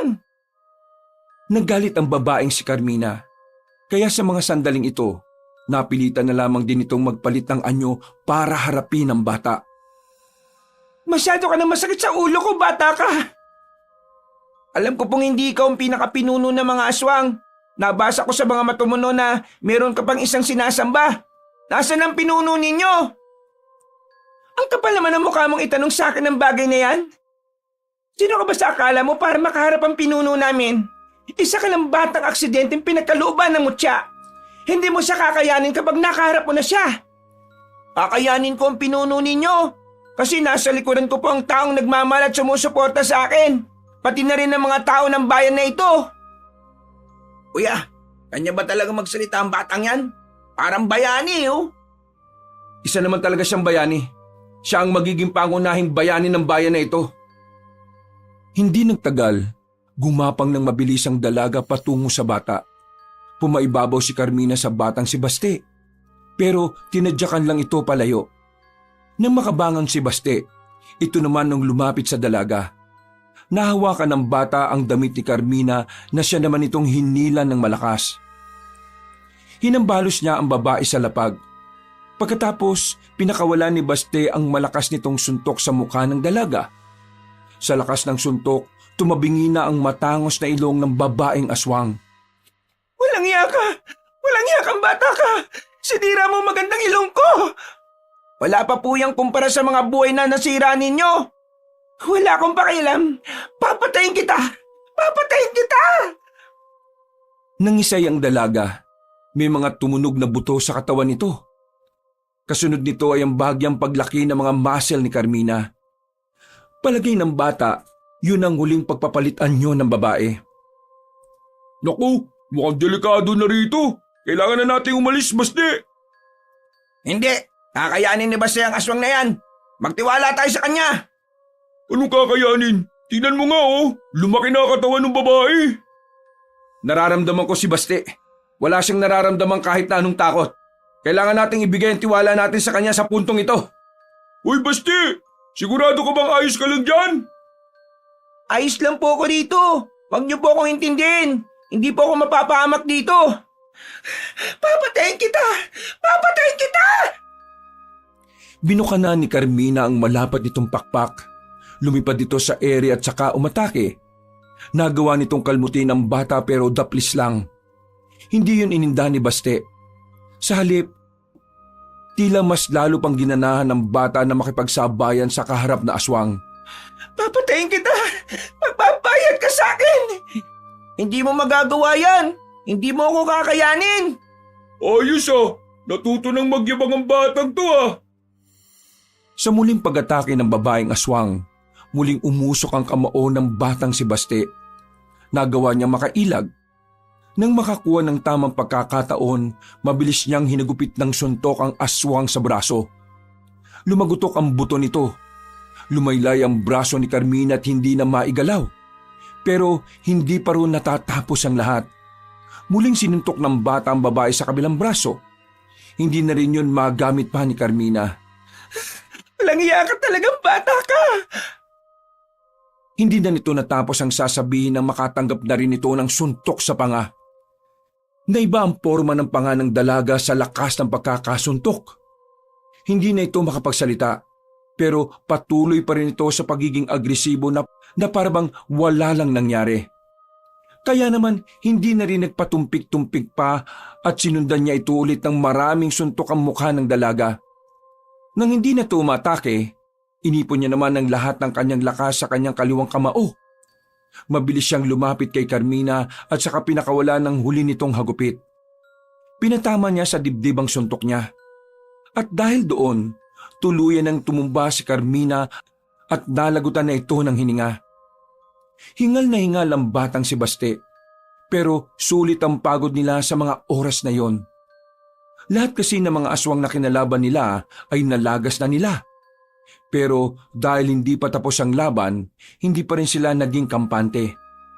Nagmamadali silang nilisan ng lugar na yon at pinuntahan ng iba pang pinagtataguan ng mga nilalang. Pero bigo na silang maabutan ng mga aswang. Parang nakaramdam na ang mga aswang na natalo na ang isa sa tinuturing nilang pinuno. Kaya naman, minabuti na lamang nilang ipahinga na muna ang sandaling yon. Pinaubayan na lamang nila sa ibang manunugis ang pagtugis sa mga natitirang aswang sa gubat. Magkakaharap sila ngayon sa bakuran habang nagpapahinga. Si Baste, normal lang at parang hindi man lang nakaramdam ng pagod. Ang bilis nitong nakarecover sa laban. Parang wala lang nangyari. Basti, ayos ka lang ba? Wala ka bang malalang sugat? Daplis lang naman po ito at nalinisan ko na rin naman po. Ang galing mo kanina, Basti. Pinabilib mo ako ng sobra. Talagang ang karapat-dapat ka para sa mutya ng bulalakaw na yan. Hindi po ako magaling. Yung mutya po. Siya pong dahilan ng lahat kung paano ko nalabanan ng maayos ang mga aswang. Magaling ka pa rin. Kasi alam mo kung bakit? Hindi ka naman kikilalanin ng mutya kapag alam nilang hindi ka magaling Alam mo, ang mga mutya, parang tao rin yan. Mapili din sila sa magiging amo nila. Kaya swerte mo kasi ikaw ang napili. Biruin mo, ang daming pwedeng bagsakan ng bulalakaw, sa harapan mo pa talaga. Ibig sabihin, ikaw talagang itinakda. Marami pong salamat sa mga sinabi ninyo. Pero hindi pa po tapos ang laban Alam ko pong pagkatapos nitong panalo natin, mas lalo makakaroon ng dahilan ng mga aswang para mas maggasik ng lagim. Huwag kang mag-alala, Baste. Alam kong kasama natin ang Panginoon sa laban na ito. Ngumiti na lamang ng papilit ang bata. Matapos ang pag-uusap na yon, ay nakapagpahinga na rin si Baste. Mahimbing ang tulog niya habang ang tatlong lalaki ay nasa bakuran lang. Nag-uusap at isinasabay na rin ang pagbabantay. Kinaumagahan, naisipan ni Baste na pumasyal sa kanilang baryo. At dahil delikadong lalakad siyang mag-isa, sumama na sa kanya ang tatlong binata. Pagdating nila sa baryo nila, ay wala pa rin namang nagbago. Maingay, magulo, at kahit maaga pa lang, maririnig na agad ang mga nagbabangayan na mag-asawa. Walang bakas ng kaguluhan doon ng mga aswang. Kaya palagay ni Baste, hindi pa nadadalo ng mga aswang ang kanilang baryo. Alam ko na, kaya mo gusto pumunta rito dahil gusto mong malaman kung nasa maayos lang na kalagayan si Tiyo. Pambira ka naman bata ka. Naging malupit na nga sa iyo yung taong yun. Bakit nag-aalala ka pa sa demonyong yun? Dapat nga, maunang kainin ng aswang yung siraulong matanda na yun Kuya Waldo, kahit na ano pa man ang ginawa sa akin ni Tiyo, hindi naman may kakailan na dahil din sa kanya kaya pa ako buhay ngayon. Bakit? Dahil sa mga tira-tirang pagkain na pinapakain niya sa'yo? Parang ginagawa ka nga niyang aso sa mga pagkain na binibigay niya sa'yo Gusto ko lang magpaalam kay Tiyo, kaya gusto kong makita na nasa maayos siyang kalagayan. Waldo, hayaan natin siyang maramdaman kung anong gusto niyang maramdaman. Huwag natin pilitin si Baste na magalit sa tiyuhin niyo kung talagang napakabukal ng kalooban niya. Pero may tama naman si Waldo Ano pang punto kung magiging mabait ka sa taong lumapastangan sa'yo? Wala tayong magagawa. Sincero palagi ang kalooban ng mga bata Kaya hindi natin pwedeng sisihin si Baste kung ganun ang tingin niya sa sitwasyon. Hayaan natin siyang maintindihan at matutunan niya ang mga bagay-bagay. Tumigil sila sa paglalakad nang marating na rin nila ang tapat ng bahay ni Mang Erning. Nakabukas naman ang gate na yari sa Palotsina. Kaya pumasok na kagad sila. Unang lumapit si Baste sa pintuan. Pero hindi pa man sila nakakapasok sa bahay, nakita nilang lumabas na ang matandang si Erning. Umuubo-ubo ito at kitang-kitang nangihina ito. Malaki na rin ang ipinayat ni Mang Erning kahit na ilang araw pa lang namang hindi nakikita si Baste. Nagtataka ang mga mata ni Mang Erning na nakatingin sa kanila. Kinuha nito bigla ang nakasandal na bakal na tubo sa gilid. Ano? Nagsama ka pa talaga ng mga tao? Bakit? Papabugbog mo ba ako sa mga yan? Tiyo, umalma ka nga. Yang kagad ng reaksyon mo palibasa gawain mo Isa ka pa! Siguro, ikaw ang nag-udyok dito kay Baste na magsumbong sa inyo, ano? Sira ulo ka rin talaga Ang alam mo siguro hindi ko alam ang ginagawa mo sa buhay ba? Tiyo, hindi po ako nagpunta dito para gantihan kayo sa lahat ng ginawa niyo sa aking hindi maganda. Nandito lang po ako para alamin ang kalagayan ninyo. Uy, ano? Dahil nakita mo na ang kalagayan ko, magiging masaya ka na ba? Eto na ako, inuubo, nangihina, may sakit. Pakiramdam ko nga malapit na ako mamatay O ano, magiging masaya ka na ba kasi ganito na sinapit ko? Kinakarma na ako. Simulan niyo ng magdiwang. Sa lahat po ng tao, ay yung unang nakakaalam na hindi ko kayang gawin ang mga sinasabi ninyo. Kahit na kailan, hindi ko hiniling na mapahamak po kayo. At kahit na sinasaktan niyo po ako, minamaltrato, hindi ko kailanman inisip na sana karmahin po kayo. Gusto ko lang namang malaman na ayos kayo. Kasi kahit na wala akong maalalang masayang alaala kasama ka, iniintindi ko pa rin ang kalagayan po ninyo. Natameme ang matandang si Erning. Tila bigla itong natauhan sa pinagsasasabi ng batang si Baste. Pagpapaalam na po ako sa inyo. Marami pong salamat sa pagpapatira niyo sa akin. Alagaan niyo po ang sarili niyo At kung sakaling magkaroon ng kaguluhan, magtago po kayo sa silong ng bahay. Heh, siguro, niloloko mo lang ako, no? Kunwari, nagbabait-baitan ka tapos may gagawin kayo masama sa akin. Manimik ka na nga, matanda ka. Tigas din talaga ng pagmumukha mo, no? Nagagawa mo pa talaga mag-isip ng mga ganyan kahit na ikaw naman na may kasalanan sa kanya? Anong klaseng kaluluwa ba meron ka? Pambira ka talaga, Tio Erning. Ahayaan mo na lang bang mamatay ka na ganyan pa rin ang ugali mo? Mawalang galang na po pero sana matuto po kayong tumanaw ng utang na loob. Dahil sa murang edad ni Baste, wala siyang ibang inisip kundi ang mapakain kayo. Tapos, hanggang sa huli niyong pagkikita, ganyan kayo. Gusto niyo sapakin ko po kayo. Kuya, sabi mo kanina kalma. Tapos ikaw tong nakaalboruto dyan. Nagpupupo ka dyan tapos sasabakin mo naman. Paano? Ngayon lang kasi ako nakakita ng ganitong klase ng tao Sige po, magpapaalam na po kami. Dumaan lang po kami dito para sabihin ko sa inyo ang pamamaalam ko. Palagi niyo pong ingatan ng sarili niyo ha. At sana tigilan niyo na ang pagsusugal at pagbibisyo. Nauna nang naglakad si Baste palabas ng bakuran. Sumunod na lamang din ang tatlo sa bata. Noong mga sandaling yon, gumaan na ang pakiramdam ni Baste. Kahit na alam niyang malabong humingi ng tawad ng matanda sa kanya, ang mahalaga na lamang sa kanya ay napatawad na niya ito. Tunay ngang busilak ang kalooban ni Baste.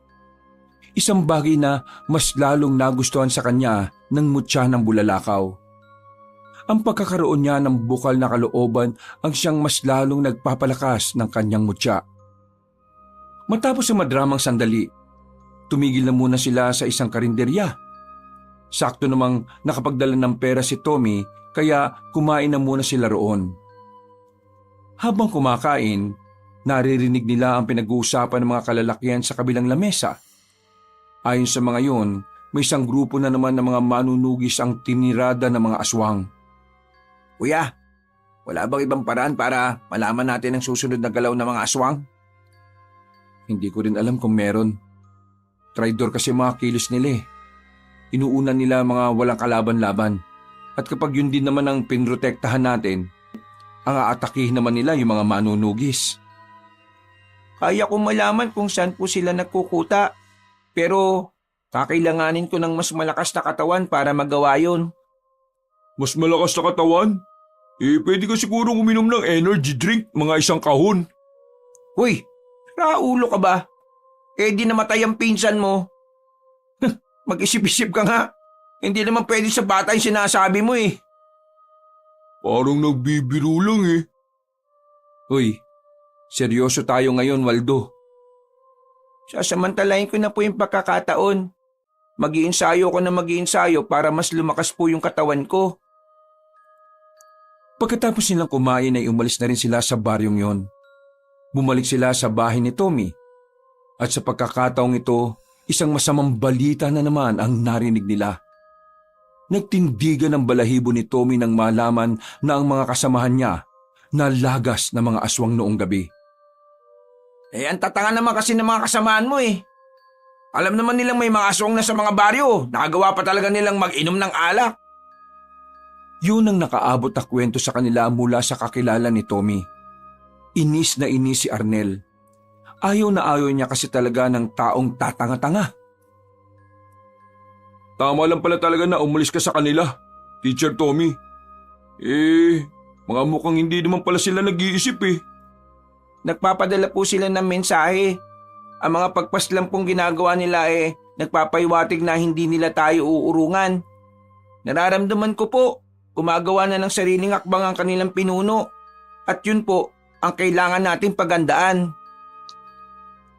Wala nang sapat na panahon ng batang si Baste para makapag-ensayo ng maraming araw. Kaya naman kinabukasan ay puspusan na agad ang kanyang pagsasanay. Mas pinalakas niya ang kanyang pangangatawan. Sinamantala niya ang pagkakataon na wala pang paramdam ang mga nilalang ng kadiliman. Hapon lang nakapagpahinga ang bata noong mga sandaling yon. Pero dahil sa mutya ng bulalakaw, mabilis lang naman siyang nakaka-recover. Kaya ko na ulit. Magsasanay na po ako. Baste, huwag mo isagan ang sarili mo ha. Baka bigla ka naman magkasakit niyan. Kinagabayan naman po ko ng mutya eh. Kahit pa. Kung minsan, pati ang mutya ay napapagod din. Kapag ang nangangalaga sa kanya ay napapagod. Tumango na lamang si Baste. Sinunod niya ang sinabi ni Tommy. Umupo na lamang siya sa gilid ng malaking bato. Hindi pa po ba nakakabalik si Kuya Waldo at Kuya Arnel? Hintayin na lang natin sila. Ako man din nagugutom na. Sana nakapagdilihensya sila na makakain natin. Gusto niyo po ba manghuli ako ng isda dito sa ilog? Ikaw talaga. Wala namang isda dito sa ilog eh. Bakit po wala? Hindi tumatambay ang mga isda sa tubig na may malakas na agos. Kadalasan, sa mga tubig sila nakalmado. Sayang naman po. Mag-aalas 6 na makabalik ang dalawang binata. Imbis na matuwa si Baste at Tommy dahil makakakain na sila, nawala ang ngiti sa kanilang mga muka nang malaman ang daladala nitong balita. Kuya, yung mga aswang, nasa kabilang baryo. Malapit na sila dito sa baryo natin. Buisit! Pero wait, there's more. Kasama na nila yung kanilang pinuno. Nasa pagkakarinig namin, seryo ang pangalan. Hindi na pala natin sila kailangang hanapin. Sila na mismong lumapit. Kailangan na po nating hanapin ng mga aswang. Pinatunog na ng batang si Baste ang kanyang mga daliri. Handang-handa na siya sa paparating na laban. Wala silang sinayang na pagkakataon. Pinunta na nila ang baryo. Pagdating nila roon, normal pa rin ang lahat. Wala pa silang nararamdaman o nakikitang aswang man lang. Pero hindi na sila naging kampante. Dahil sa pagiging tahimik ng baryo, nararamdaman ni Baste na paparating na ang mga magdadala ng kamatayan ng lahat. Tumayo silang apat sa gitna ng daan. Nakikiramdam, nagmamasid. Alerto na silang lahat. Pero hindi pa rin maiwasan na kabahan. Sa dami ng aswang, alam ni Baste na magiging mahirap sa kanila ang laban. Nandiyan na po sila.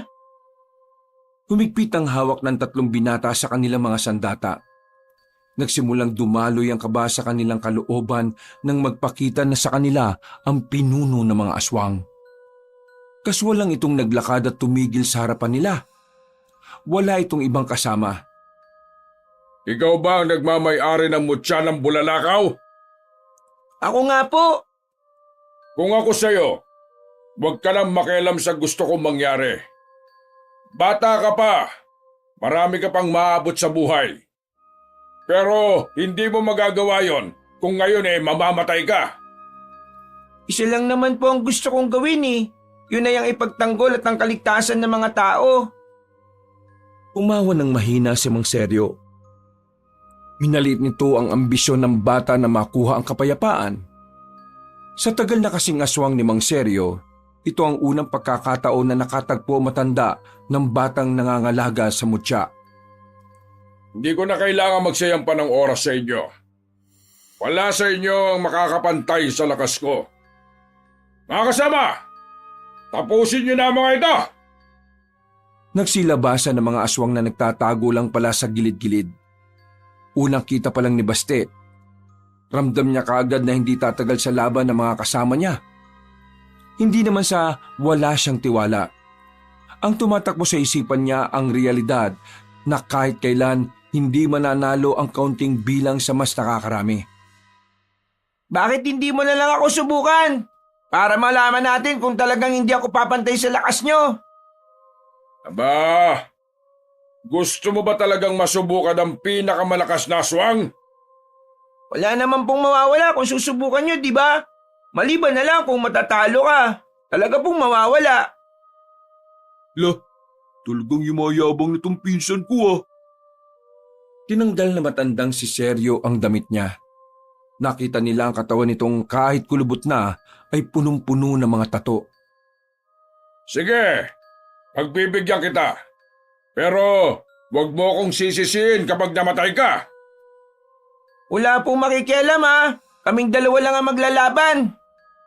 Baste, sigurado ka ba sa sinasabi mo? Pabayaan mo siya, kuya. May paraan siyang naisip. Gusto niya kalabanin mag-isang matandang yan para kahit na papaano hindi agad tayo maubos. Huwag kayong mag-alalang tatlo. Kapag napas lang ko ang batang ito, kayo naman ang isusunod ko. Hindi na nagsalita pa si Baste. Inihanda na rin niya ang kanyang sarili. Naramdaman na lang niyang dumadaloy na sa kanyang buong sistema ang kapangyarihan ng mutya. Umatras na sila Tommy. Magkaharap na rin ang bata at ang matanda. Hindi na nagsayang ng pagkakataon ng batang si Baste. Buong puwersa niyang nilapitan si Mang Seryo. Hindi na namalayan na matanda ang kanyang paglapit. Kaya naman nagawa na niya itong suntukin sa muka. Tumunog ang buto sa leeg na matanda. Tumabingi ang ulo nito. Pero parang wala lang nangyari. Binalik lang ulit ni Mang Seryo sa dati ang leeg nito. Ha? Pambira! Nabali ang leg tapos ginanon lang? Akabit ka agad? Kagaya ng inaasahan ko, hindi siya basta-basta. Tunay ngang malakas ka, bata! Ang kaso nga lang, masyado ka pang hilaw. Ngayon, ako naman! Nag-iba ang kulay ng mga mata ng matandang aswang. Nagkaroon din ito ng ugat sa muka. Sa isang iglap lang, nasa harapan na ito ng bata. Tinakman ni Mang Seryo sa kwelyo ang bata. Binalibag nito ang bata sa pader ng bahay. Hindi pa man nakakabangon si Baste ay sumunod agad ito. Dinakma naman ito sa buhok si Baste. Sapilitang inangat sa ere at saka sinampal ng malakas sa muka. Hindi ako pumapatol sa bata. Pero dahil masyado kang makulit, ipapatikim ko sa iyo ngayon ang pagkairita ko sa iyo. Hindi niyo ako masisindak. Sanay na akong binubugbog na matanda. Kaya normal na lang sa akin to. Hinawakan ni Baste ang kamay ni Mang Seryo. Hinigpitan niya ang pagkakahawak hanggang sa mabitiwan siya nito. Hindi siya nagsayang ng oras. Lumundag siya sa harapan ni Mang Seryo at saka tinusok nito ang mata na matanda. Pagkakataon na sana niya para makagawa ng pag-atake, pero nagulat sila habang hawak lang ni Mang Seryo ang kanyang kamao. Kahit nakapikit ang matandang aswang, wala pa rin umuubra sa taktika ng bata. Alam mo ba na mga aswang ay kayang makipaglaban kahit walang nakikita? Kung hindi mo alam, ngayon alam mo na! Isang malakas na suntok ang pinakawalan ni Mang Seryo sa maliit na katawan ni Baste. Tumilapo ng bata sa harapan ng tatlong binata. Kita nilang dumuranan ng dugo si Baste. Kaya naman pumorma na rin silang tatlo. Batid nilang hindi sila mananalo kay Mang Seryo. Pero wala na silang magagawa. Kailangan nilang kumilos para kay Baste. Magsitabi kayo! Wala naman akong pakialam sa inyo eh. Ang batang yan lang ang gusto kong makalaban. Nakita mo ng lupay-pay na, di ba? Hindi kami lalaban sa iyo ngayon. Wala kayong karapatan na lumaban sa katulad kong mataas ang antas. Lumayas kayo sa daraanan ka! Mataas na antas pinagsasabi mo. Bakit? Presidente ka ba? Kwento mo sa panot. Mga kasama, lapain niyo ang mga yan! Umangil lang sabay-sabay ang mga aswang sa paligid. Hinanda na ng tatlong lalaki ang kanilang sarili. Numero 1 misyon natin sa oras na to. Protektahan si Baste ha. Siya lang ang pag-asa natin. Lalaban tayo para sa kanya ngayon, hanggang sa kamatayan. Habang namimilipit ang bata sa sakit, nagsimula na ring umatake ang mga aswang. Kitang-kita ni Baste kung papaanong mahirapan ang kanyang mga kasama. Habang tumatagal ang laban, dumadami na rin ang sugat na natatamo ng tatlong binata. Walang panghinaan ng loob. Marami na tayo napapaslang sa kanila. Ngayon pa ba tayo susuko? Hanggang kamatayan na to! Hindi ako papayag na mamatay ng dahil lang sa mga mokong na to. Tanggapin niyo na lang na ang inyong kinatatayuan ngayon ay siyang magiging libingan ninyo. Muling nakipaglaban ng tatlo. May mga tinatamaan pa rin naman sila. Pero dahil nga sa dami ng sabay-sabay na lumalapit sa kanila, nasusugatan din sila ng mga aswang. Lumipas lang ang ilang minuto, nanlalambot na rin sila Tommy. Kaunting-kaunti na lang ay matatalo na rin sila. Hindi na nila alam ang gagawin. Tila ba binubuhos na lang nila ang natitira nilang lakas. Kaya ba? Kaya ko ba? Ako rin, kaya ko ba? Mas lalo naman ako. Kahit hirap na nilang igalaw ang kanilang mga kamay, hindi mararamdaman sa tinig ng tatlo ang pagsuko. Mas lalo pang nag-aalab ang kanilang katapangan para protektahan ang bata. Nasa mga sandaling yun ay namimilipit pa rin. Nakita ni Baste na malapit na rin bumagsak sila Tommy. Gustuhin niya mang tumayo pero mas lalo lang sumasakit ang buo niyang katawan. Kapangyarihan ng mutya ng bulalakaw, tulungan mo po kami. Matapos sabihin ni Baste ang mga salitang yon, bigla na lamang kumulog ng malakas. Naramdaman niyang nag-iinit ang bato na nasa tagiliran niya. Saktong pagdilat, tumama yun sa bato. Nakaramdam na matinding kuryente ang bata. Nangisay-ngisay ito sandali. Dahil dito, inakala naman nilang napahamak na si Baste. Maging si Mang Seryo din ay tumawa na lang sa sinapit ng bata. Pero ang hindi nila alam, ang kidlat pala na yun na kaloob ng kalikasan ang siyang magdadala ng kalakasan sa mutya ng bulalakaw para harapin ang mga aswang. Lalong-lalo na ang pinuno na si Mang Seryo. Bumangon ang bata, umuusok pa ang katawan nito. Nakatingin sa kanyang dalawang kamay. Tila nahihiwagaan na siya at tila namamangha sa kanyang nararamdaman. Ito na. Diyos ko, maraming salamat sa tulong ng minamahal mong kalikasan. Huminga ng malalim si Baste. Magsasalita pa sana si Mang Seryo pero nagulat siya nang muling lumiwanag ang paligid dahil sa kidlat. Nang mawala ang liwanag, nakita niyang nakahandusay na ang mga kasamahan niyang aswang. Sa puntong ito, natuwa ang matandang aswang. Pakiramdam kasi nito ay sulit na ang pakikipaglaban niya kay Baste. Pinahanga mo na naman ako. Ngayon, nakakasiguro na ako magiging masaya ako sa magiging laban natin. Ako si Seryo, ang pinuno ng mga aswang. Dinideklara ko na ang lahat ng nakalaban ko, ikaw ang pinakamalakas! Sumigaw ng malakas sa matandang aswang. Pinakita na nito ang malahalimaw nitong anyo. Nagkaroon pa ito ng sungay na paikot, na parabang gaya ng sakambing. Lumaki rin ang kamay nito. Kayang-kaya nitong dakmain ang muka ng kahit na sino. Halika! Lumapit ka sa akin ng... Bumaon na lamang ang kamay ni Baste sa tagiliran ng matandang aswang. Kahit na matigas ang katawan nito ay nagawa pa rin ni Baste na masaktan si Mang Seryo. Tumilapo na matanda sa mga drum. Pero agad din naman itong bumangon. Dahil sa pagkainsulto, ang matanda na mismo ang kusang umatake kay Baste. Sinuntok nito si Baste at tinamaan naman ito.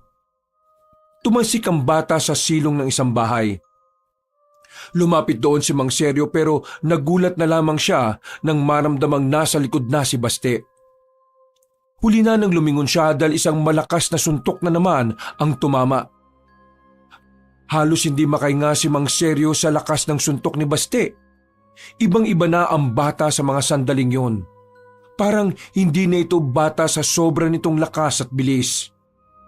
Buwisit na bubwit to ah! Sinong daga ba ang nagluwal sa iyo sa mundong ito?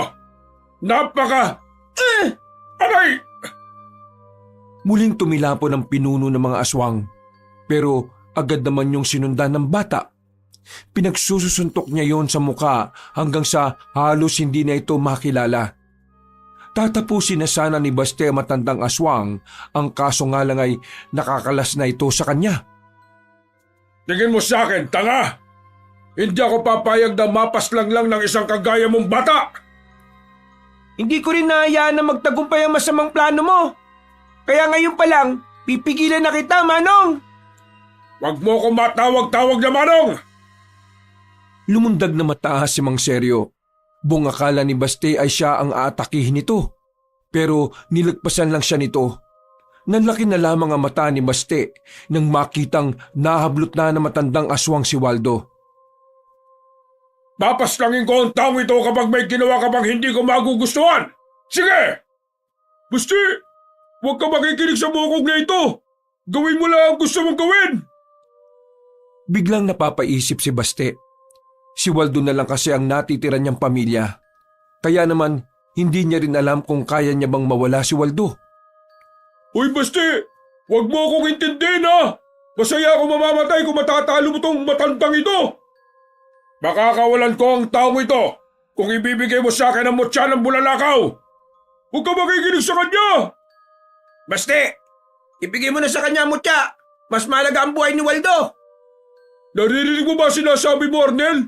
O baka bingi kang siraulo ka? Kapag nakuha niya ang mutya, wala na rin magagawa si Baste. Pero kapag ikaw namatay, wala rin kami magagawa. Huwag ka na mag-inarte, no?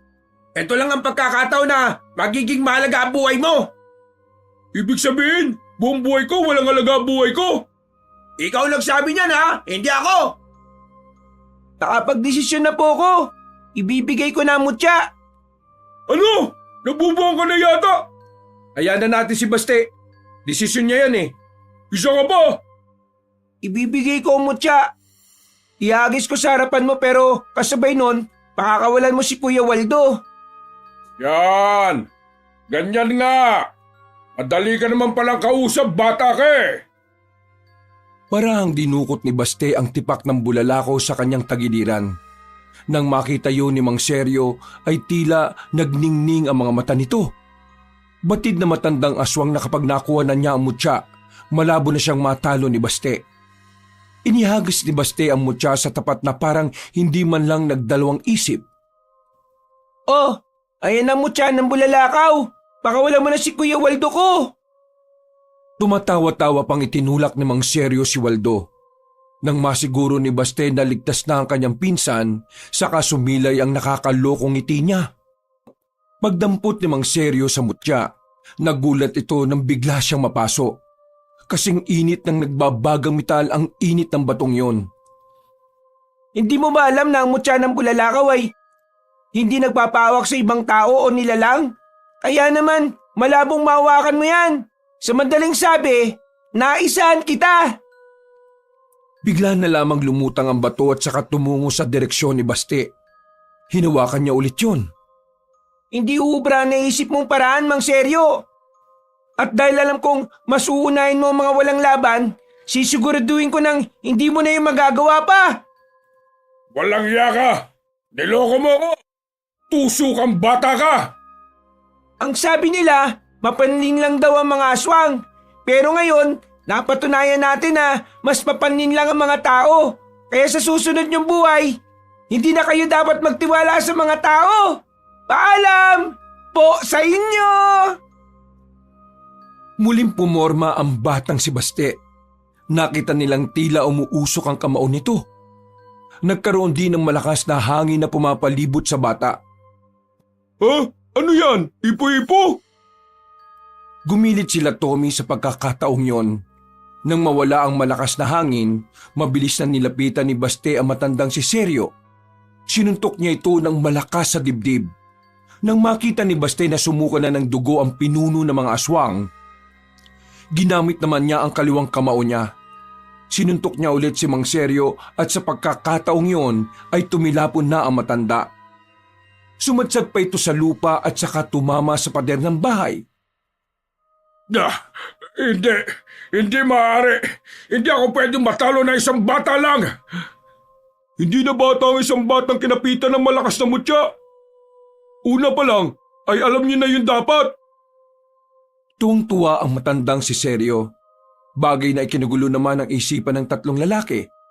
Habang si Baste naman nakatingin lang sa nakahigang si Seryo. Akala niyo ba matatapos na ang angkan naming mga aswang kapag pinaslang niyo ako? Hindi!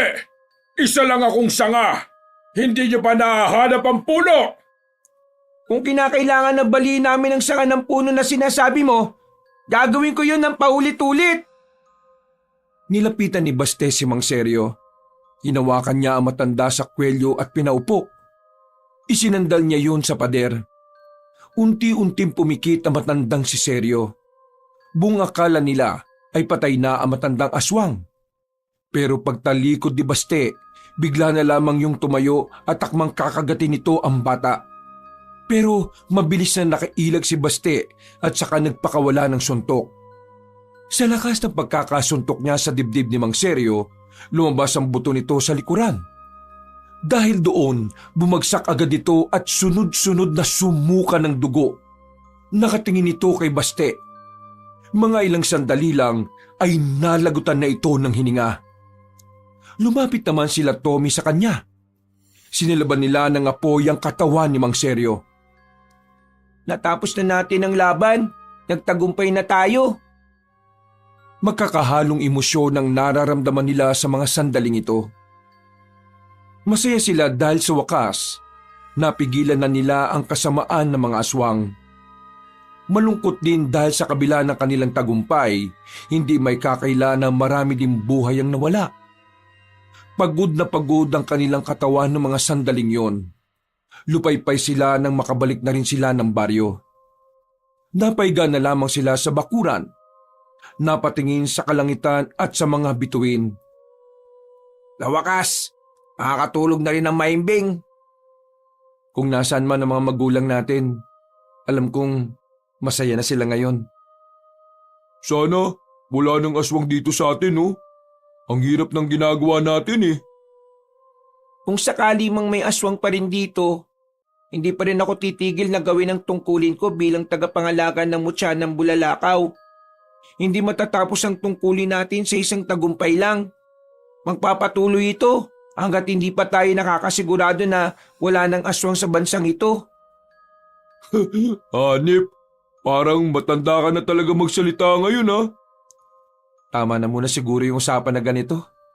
Tumayo na tayo at gamutin natin ang mga galos natin.